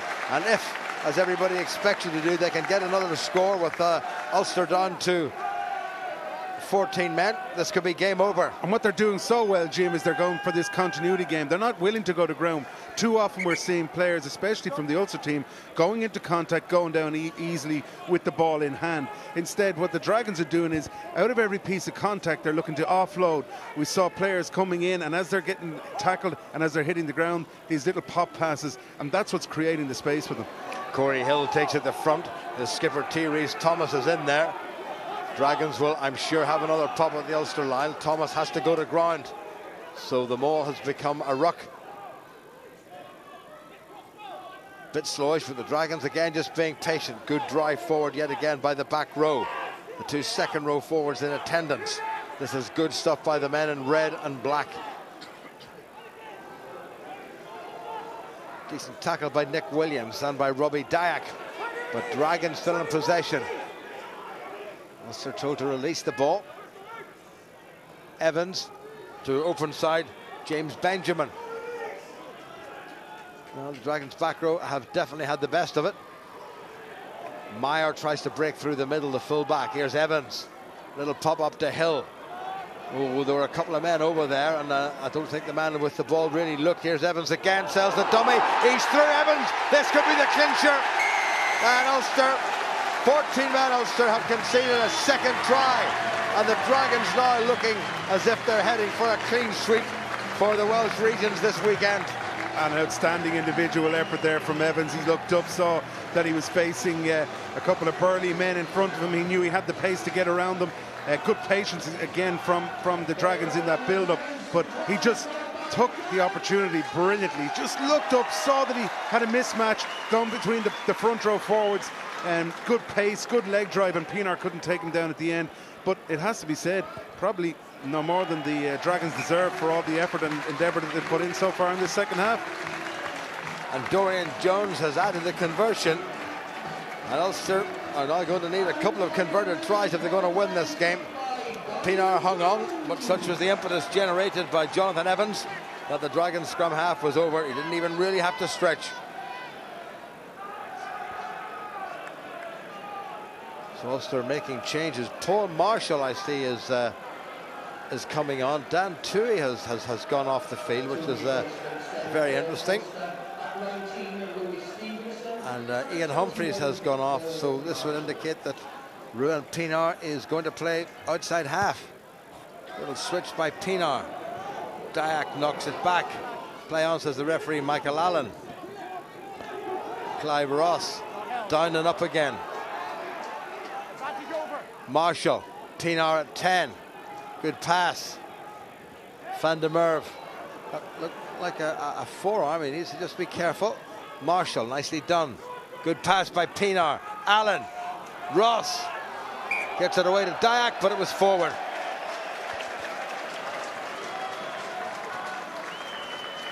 Well, Ulster have introduced a wee bit of urgency in this, Reggie, but is it too late? There's still, 15 minutes left in the game. I mean, it's by no means over. They still can get themselves back into the game, but it just is going to depend entirely on the level of urgency that these replacements are going to bring in and what sort of tempo they can bring to it. Certainly Marshall at scrum half, we know how nippy he is around that area, and he can ask some questions of defences. A lot better there. They moved the ball well. A little bit unlucky that last pass just going forward, but it is going to be a tough one, and Pienaar at 10, it'll be interesting to see if he can manufacture anything. Bronson Ross has come on at tight head for Ulster, so Rob Herring is the only one of the original front rows still there. Ulster back up to 15 men, but has the damage in that 14-minute period been done? Well, you're engaged, so a little bit too much. And the man who scored the first Dragons try, Rhys Buckley, has come back on again for his skipper, T. Rees Thomas. That's you up to date with all the replacements, I hope. 15 minutes remaining. Ulster needing, well, something in the region of 15 points if they're going to win this game. 2 converted tries would win it, but are they capable of doing it? And certainly the way they played, the answer would have to be no. Dragons scrum has been very solid. And that's the platform upon which this victory has been based, I have a feeling. That's better by Ulster. Ball has gone loose. Nick Williams in there quickly looking for the turnover against his fellow Kiwi Nick Croswell. That's a bit skew-iff, and Ulster will get the line out. Need to score soon. And now's the ideal opportunity. We've got a line out just on the 22. They should try and get a maul going, test the Dragons out in the way that they were tested themselves earlier on when the Dragons scored their try.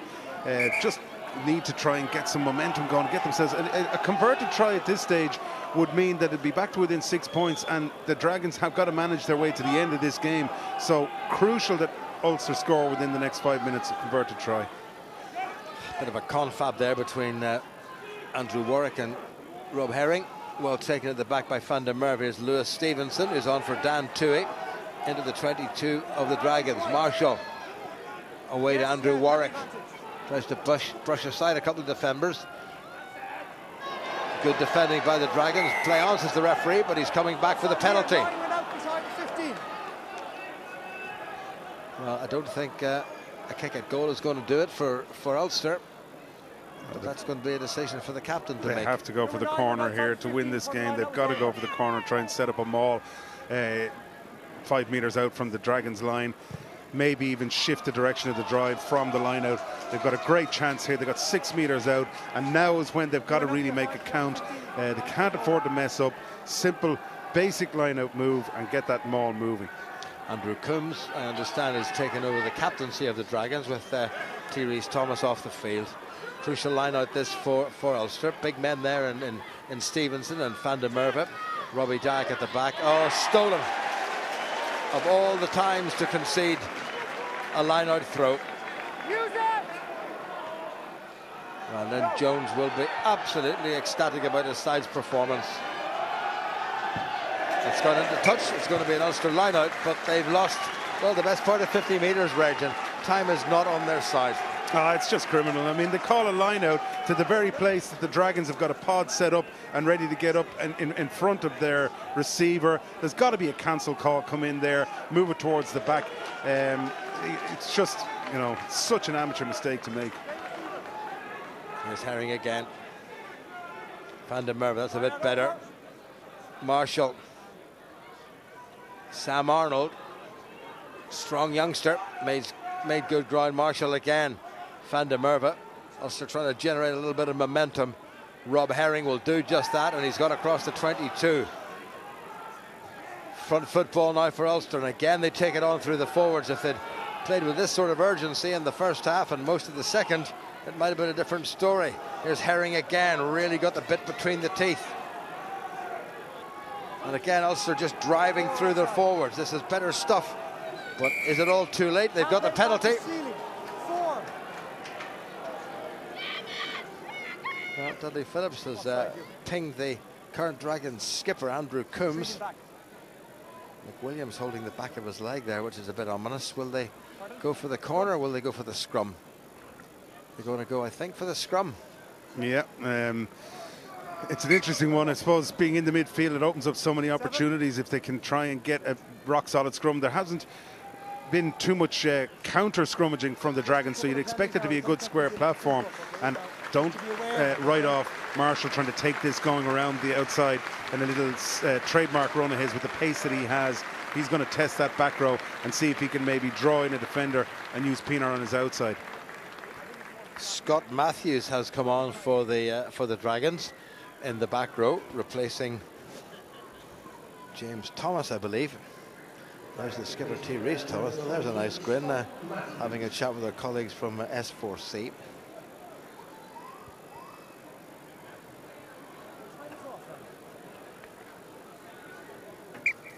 Referee says the time is on. There are just over 10 minutes remaining, and Ulster need to get at least a converted try to give themselves a losing bonus point.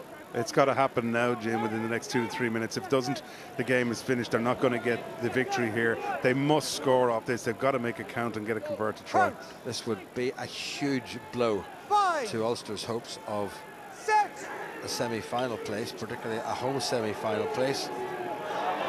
Marshall runs wide. Now Cave. Cave has a go himself. Nicely done by Cave. It's going to be a try for Ulster. And as Craig Gilroy gets a second. Still time, conversion to come.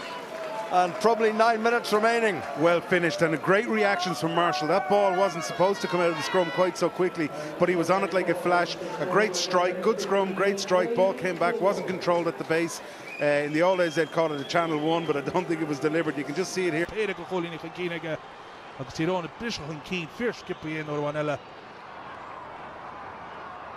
And it's also going to Kevin McManaman dot Sasson from Conchno Wokan Colin McCarran in the Hanta McManaman to take on Talon and Conchim Bishtamachige will dash the try Balaklia Paul Flynn.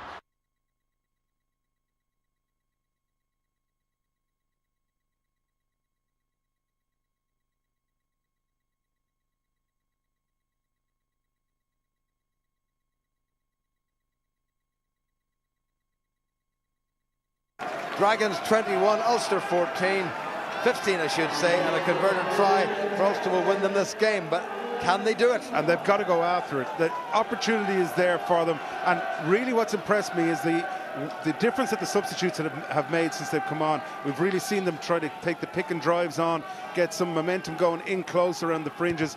They've changed the tempo of the game, and they need to continue with that. Rory Scholes takes, Nick Williams fumbles. Dreadful by Ulster. This is the replacement flanker for the Dragons, Matthews. Dragons can get another score here. It will be game, set and match for the Welsh region. Evans, who's been terrific. Replacement Thomas yet again. Dragons only 15 metres from Ulster's line, maybe even less. Coombs the captain. Good tackle by his opposite skipper, Darren Cave. Big South African prop makes decent grounds. Evans again to his number 8 from New Zealand, Crosswell. This is getting so close. Here come the Dragons. Once again battering at this Ulster line. Michael Allen needs to hang on. He's looking for a runner, Evans. Cresswell is there. There he is. Tries to get underneath Robbie Dyack, who puts him to the ground. Evans, will he pop it to the narrow side? Don't know there's enough room. Well, they're going for it. Great pressure now and time ticking away. 7.5 minutes remaining. Nick Williams does a good bit of tackling, needs to get away from it, and he has done. Here come the Dragons again, nicely set up. Wonderful pressure coming on from the home side. Lynn Jones is only maybe 10 metres away from us, and he's possibly champing at the bit. Still there for the Dragons. Evans, who's been terrific, pops it up yet again. Good work by his flanker. Ball has gone loose. Ulster have stolen that one. Lewis Stevenson gets in. Ulster might think about moving this one. Pinar goes in. Saw a bit of a space. Not the greatest kick in the world. Gathered in by Ashton Hewitt, who's blisteringly quick. Here he goes. Here come the Dragons. Oh, Scholes got skinned. Priddy. Good stuff by the Dragons. This is the try. What a finish by the Dragons. Have they got it down? Carl Meyer may well have got the try that breaks Ulster hearts and really puts a big dent in Ulster's hopes for the rest of this season. What a finish. It all came from a poor clearance, and the Dragons, have they taken full advantage? On first viewing, I was sure he made it. It looked like a brilliant touchdown in the corner. A great piece of play. Ashton Hewitt, great pace coming into the line, gathering that kick from Pinar just when you thought Ulster had done enough to get themselves out of trouble, and defended quite well, all from that mistake from the restart. But brilliant play by the Dragons, and I'm sure on first impression he got it down, but we'll just have to watch again on the replay. Watch his back foot. Does he hit the touchline? Great piece of skill just to get the ball down in the first place at all, Jim, but it's just whether or not his back foot touches that touchline before the ball hits the whitewash. Well, Mayer, despite the efforts of... I think that's going to be a try, you know. I don't think he's touched the whitewash at all, apart from with his hand on the ball. Paul Marshall has run to get the ball for some reason. He doesn't think it's going to be a try, and Ulster have... Thank you. I think it's a close one. I think it's very close. Here we go. Is this going to be a blow to Ulster? It certainly is. And the Dragons have bounced right back and have got the try. And Ulster are back once again outside losing bonus point territory. And really, they only have themselves to blame. They got themselves into a great position, and here we're just seeing on the replay again, great pace coming in here from Hewitt, but this is the pass that does it. great on the outside, such pace, and he just gets there, and then brilliant little inside ball went to Pridey for a touchdown in the corner. And like I said, incredible skill just to be able to maneuver his body into a position where he was able to put his left arm, I think it was, just back inside here. Watch it now. There, just gets that touchdown. Brilliant piece of skill. But like I said, Ulster only have themselves to blame from the restart. 6 points in it, 10 minutes left on the clock. Every opportunity. The Dragons starting to get worried about whether or not they're going to be able to hold on, and they just let themselves down. Touchline conversion has been missed. 26-15, 5 minutes remaining. I think winning of this game is beyond Ulster's reach at the moment. They'll have to get, they'll have to score a couple of times, and they need to score once more to even get a losing bonus point. Pienaar switches the direction of the attack. Well, it's been one of the flattest, apart from the last few minutes, performances of the season for Ulster, and could be one of the most costly defeats. Jonathan Evans, who's been excellent. Oh, well taken in by the Dragons. Here they go again.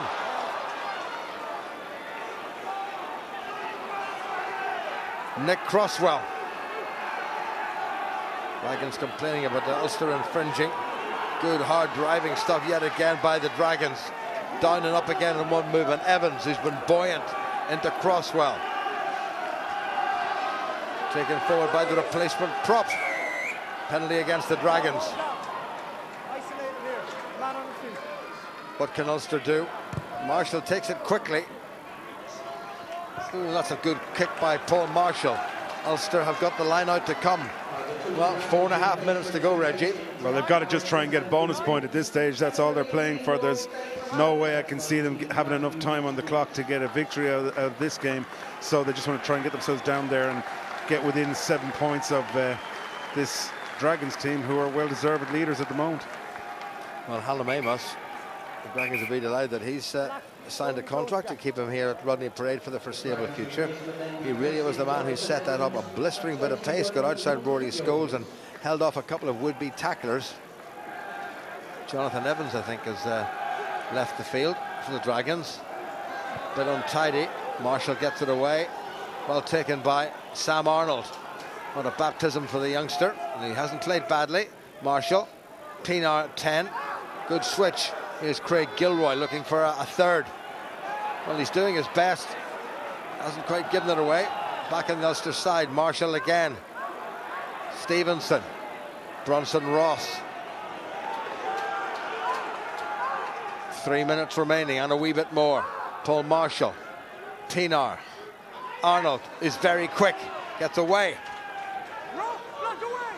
Good support play by Ulster. Paul Marshall. Ruan Pienaar. Nick Williams. Marshall again switches direction. Michael Allen. That was not a very good pass. And that's given the ball back to the Dragons. And that might well be it.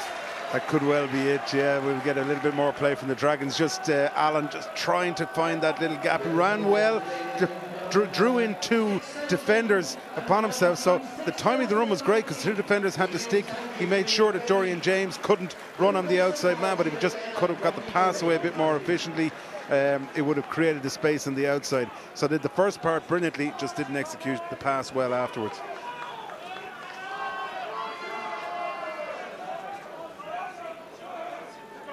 Crouch! 5! Free kick against the Dragons. You're over there, I'm here. Referee insisting that the ball be taken through the mark. Robbie Dyack, somewhat isolated. Marshall. Bronson Ross. Well, it's width in this Ulster need now. Now Marshall. Pienaar. Nicely done by Allen. Got through the gap. Good pass. Here goes Sam Arnold.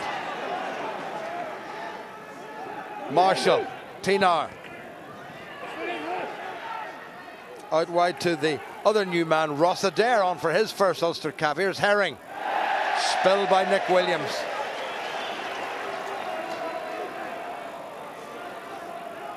Minute and a half to go. Dragons happy enough for this situation. 3 tries, remember, they've got. And they found their touch. And again, all Ulster's efforts and they've all been squeezed into this last 15 minutes. Are coming to nothing, Reggie. Yeah, and I'm sure the coaching staff won't be too happy about the level of urgency that's crept into the game when it's pretty much over and gone. Well, here go Ulster again. Gilroy, little chip, needs somebody to chase it. Cave couldn't quite control. Tap forward, and it's going to be a try, and he's got the try. Ross Adair in his very first game. He's got his very first Ulster try. It looks so innocuous, and he doesn't look too well. Unlike Darren Cave, and has been chipped over, so Ulster will still have half a chance. There is about 20 seconds remaining. Little chip on, wonderfully done, good bit of control and fine piece of dribbling, and Adair, the boy from Ballynahenge, gets his first Ulster try. And when you see Ulster able to do that type of thing, you just wonder what were they doing for the first 70 minutes of this game. Like I said, the last 10 we've seen more effort out of the players that have been on than there's been throughout the whole first 70 minutes. Nick Williams gathers in now. Ulster have to keep possession. Williams well and truly upended. Marshall, Dyack, nail-biting stuff now. Ulster have got the losing bonus point. They probably should have been looking for maximum points. Arnold has played so well since he came on. Marshall has a little go on the narrow side, taken on once again by Clive Ross. Marshall, Stevenson overran him. Here goes Stevenson. Nicely set up. Marshall again. Clive Ross. Ulster trying to create a little bit of an overlap out wide. Marshall. Pienaar. Gilroy. Thought he was going to kick it, but he's not. He's still going, Gilroy. Good defending by the Dragons, cutting off Ulster's danger man. Now Pienaar. Bronson Ross had men outside him. Oh, that's all over the place. Ulster come through. All the Dragons have to do is get it into touch, and it's all over. Ulster needed to hang on to the ball. They couldn't quite manage it, and the Dragons are going to make it a clean sweep for the Welsh regions over the Irish provinces this weekend. And what a boost that's going to give Welsh rugby. Well, Ben Whitehouse for some reason has come in, and he said it's not over, and there was a knock on. Well, this is interesting, Reggie. What's going on here? Dudley Phillips has gone upstairs. He wants to see what was happening with the incident Can you have on a the look pitch. and see what's happening here on the halfway line? Were having a we'll have a look few now. digs with each other, and he wants to go backstairs and have a look at it and see that it affects the play when Ulster were trying to come down this blind side. Not quite sure. Haven't seen that happen before, but we'll see what comes back from David Bevan. Well, Derek Bevan is the TMO. The man who made the decision on the near side of the field is Ben Whitehouse, who refereed Ulster's game a week ago in Belfast. Yeah, there's something happening here. We need to find out what started and what's happening. Buckley's asking the referee what exactly is going on. Not yet over. Dudley Phillips is telling him something has gone on here. We need to find out what it is. So, is there a lifeline for Ulster? Well, what was going on there? Ooh, there was a nasty looking swing. It didn't make contact, but that doesn't really matter. So the Dragons number 8, Nick Crosswell, could be in a bit of trouble here. Nothing wrong there at the moment. I think it was Crosswell just swinging a fist at somebody. No, I'm just looking at the big screen up at the far end of the ground, and I'm not sure Dudley Phillips' eyes are maybe better than mine, but see a thing. there's nothing conclusive I recommend about that. you blow for full time. Okay. This is extraordinary. Nothing there? Referee has said there's absolutely nothing there, nothing to worry about, and the game is over. Paul Marshall protests. Dudley Phillips will have nothing of it, and the faithful here at Rodney Parade will be very, very pleased with that result. And Ulster's management, and particularly the players themselves, will be hugely disappointed, Reggie, because that was a game that Ulster perhaps came here thinking that they were going to win, and it turned out they were very lucky to come away with a losing bonus point.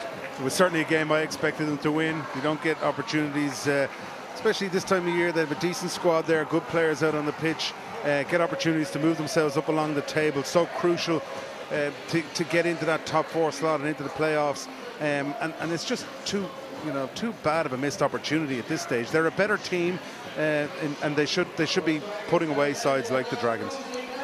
Well, Ulster flattered to deceive in the first half. Just the one try from Craig Gilroy, a late effort by Ross Adair, the new man, but in the end it was all too late, and the Dragons have won this one. Final score, the Newport Gwent Dragons 26 and Ulster disappointingly 22. Well, a horrible afternoon in Wales for Ulster to complete a pretty miserable weekend for the Irish provinces, all four beaten in Wales. Andy, where would you rate that performance in Ulster's season? Well, it was pretty poor, wasn't it? You know, we thought the Edinburgh game was pretty dour, but I think that one superseded it somewhat. But, you know, that's what happens. It's in sport, you know. But I have a sneaky feeling that Ulster saw all the other results over the weekend and thought, you know what, we're going to go ahead here. All we need to do is get a wee win here, lads, and job done. We'll go home and we'll be sitting right where we want to be sitting. And they completely disrespected the Gwent Dragons. And they came out with the hungrier side and ended up coming away with the points. So, job done. How big a dent do you think that will put in Ulster's title ambitions this year? There's no doubt this was about the result, not the performance, and Ulster needed those points. These teams will play, the top teams will play each other, so it's difficult to be definitive, but that's certainly 4 points they would have liked to have had to give them some comfort moving forward into those tough games. But credit to the Dragons, like that was a victory, a gutsy effort, work rate, commitment, and most importantly, discipline that they showed throughout the game, and thoroughly deserved of their victory. Where did Ulster disappoint you most this afternoon? Just urgency. They just had, for me, had absolutely no urgency for, I would say, nearly 70 minutes of that match. And, you know, urgency and the lack of discipline. You cannot afford to give away double figures in terms of your penalty count and expect to win matches. My big players in there, for me, weren't standing up and being counted. It was evident that we had a lot of injured players and, you know, keep people out of that team. So people have to stand up and be counted, and those people just aren't standing up and are certainly not being counted. Ulster will be very disappointed to have been out-muscled up front this afternoon by the Dragons pack. No doubt, and you know, you talk about leadership and experience, you know, no Rory Best, no Chris Henry, no Roger Wilson, and you get days when things don't go your way on the pitch and the momentum's not going your way and you just can't seem to find a way into the game. And that's when that leadership and that experience becomes crucial. And we saw the penalty count and the indiscipline, and that led to the yellow card, very clever kick to the corner, and then just a magnificent clinical execution of a driving maul with superior numbers. Just showed a bit of patience as well. And once you get a head up a steam, this is a very hard thing to stop, you know. And but also need to sort these things out at source. They can't let it drag on. And you know, credit to the Dragons in this one. You know, they deserve to win this match. There's no doubt about it. They come out here and they thought, you know what, Ulster, here we are, top of the table. But listen, if Ulster want to go ahead and contend in this championship, they've got to put away the 10th team. You know, they've got to put, it's as simple as that. If you want to be at the top of that, holding up the trophies at the end of the year, you've got to have the ability and the desire to put away the lower sides. Were you disappointed with some of Ulster's bigger name players today that they didn't stand up and be counted? Yeah, I think it's, you look at the team performance and it's across the pitch. Gilroy's probably the only player, and Darren Cave setting up a couple of tries. There was a few moments of individual brilliance, but it's the collective I think they'll be disappointed that that commitment, that discipline wasn't there. And look, you read out the names of people missing through injury, international call-up, and it's the who's who: Best, Henry, Wilson, Jackson, Trimble, Olding, McCluskey, Marshall, Payne, Bo Luddick. There's a lot of players out, but these are opportunities against the 10th team that you just have to find a way to get the result. If you're a young guy looking to come into that side and you're saying, oh, here's my opportunity, these boys, the who's who list is away, this is my grand opportunity to come up and put my hand up, be counted, and put on that Ulster shirt and say, tonight's my night. And for me, that just, it's not happening for the other players. And there's regulars in that side who just aren't doing it. They just seem to be going along and playing a game. I would imagine Ulster wouldn't use the list of absentees as an excuse today anyway, especially when you look at the Dragons' next score, when it was really the tackling simply that let them down. Yeah, it's those basics, you know, that Ulster will be disappointed in their performance of those basics, the catch, pass, kick, tackle, all of those small things that you need to do well, and that's just too soft a try to be conceding at that juncture in the game. Look at our urgency there. You know, there's no urgency in our game. We're sitting on that defensive line and waiting for everything to come at us. You can't let a team run at you like that. And we're quite guilty of ball watching and so forth as well. And how do you change that then in a game? In a game, it's just big boys got to put up their hand up and just say, listen, this is the way we're going to do it. Everybody needs to knuckle down and get the job done. There seems to be a lot of Chiefs and not enough Indians out there, so for me, you just got to front up and to get the job done. So were you disappointed with lack of leadership very up front in much. particular? Absolutely, yes. And we underestimate what Roger Wilson achieves in a match. Not only his ability to sort of do the hard yards and be counted, but also his leadership ability. He doesn't necessarily perhaps talk the most, but you follow me. You go over the top in the trench, and Roger Wilson's one of the guys who'll go for it. But credit to Ulster, when they had their backs against the wall, suddenly they did find a little spark, and another great try for Craig Gilroy. Yeah, they've got those individuals, and we know they've got that strike power, but it needs to be predicated on quality of possession. Here from set piece, Darren Cave does very well, comes off the right foot, then a clinical execution of a 2-on-1. Craig Gilroy does very well to lose his trailing defender and keep in that defensive line, but you can't win matches alone on those sparks of individual brilliance. It's 80 minutes of concerted effort. But for me here as well, I mean, Darren Cave's, you know, those two players, the last two players in that, for me, over the last couple of weeks have been absolutely superb for Ulster. And yet again, they got an opportunity, very, very small opportunity. They took the opportunity, great. But where we let the side down, we get a restart back to us, and we catch it cleanly, and our exit strategy is completely undone by a very, very poor and weak pass, and just puts the whole team under pressure. And all of a sudden, we're chasing tails again. Restarts are something which we've discussed quite a lot this season, and it has been a disappointing part of Ulster's game. And again, as Andy said, the restart straight after the try just let the Dragons back in to kill the game with another score. Effectively, it's your third set piece, your kick-offs, and Ulster have been guilty on a few occasions of not executing well. You want to get out of your half at worst, a set piece. But look at this. We said Ulster have got outstanding individuals. That's a magnificent piece of individual skill there. We didn't see a lot of it from the Dragons, but this is top shelf. Gets on the outside of one defender, breaks the tackle of the next two, and then an offload out of the tackle. That was a sensational try. That was one of the best handoffs I've seen all the season. This one here, right here, boom, have some of that. That was just perfect handoff, you know. And credit to the Dragons. They created that opportunity there, and they took it, and they had to finish it hard. They did a great job to finish that try. And for just their third home win of the season, so obviously they've done something right this afternoon. Yeah, they were just committed. They were hungrier for that game, and I think Reggie Corrigan alluded to it during the commentary there that, you know, sport, especially rugby when it's a physical sport, the team who wants it the most invariably is the team who's going to come out with it. For me, Ulster they just weren't there today. They sort of underestimated the Dragons, saw they were 10th on the table. All the other Irish provinces had been beaten. All we had to do is come away here, 4 points, and job done. And they just took the eye off the ball. And in discipline this afternoon, the coach Neil Doak will be particularly unhappy with that again, a really, really high penalty count. Yeah, and that just kills you. You know, you're giving away possession, you're allowing the opposition to establish territory, and it was across the board. A lot of them came at the breakdown. Nick gets a dominant tackle in here, and quite often with a dominant tackle you end up on the other side, and the referee just wants to see you making an effort in some way. You might be pinned down, but they want to see some sort of movement. And yeah, I mean, this penalty here, you know, it was difficult one for Ian. Had he had his hands up, no problem at all. It's a bit innocuous sort of thing, but you know what it's done? It's undone the pressure.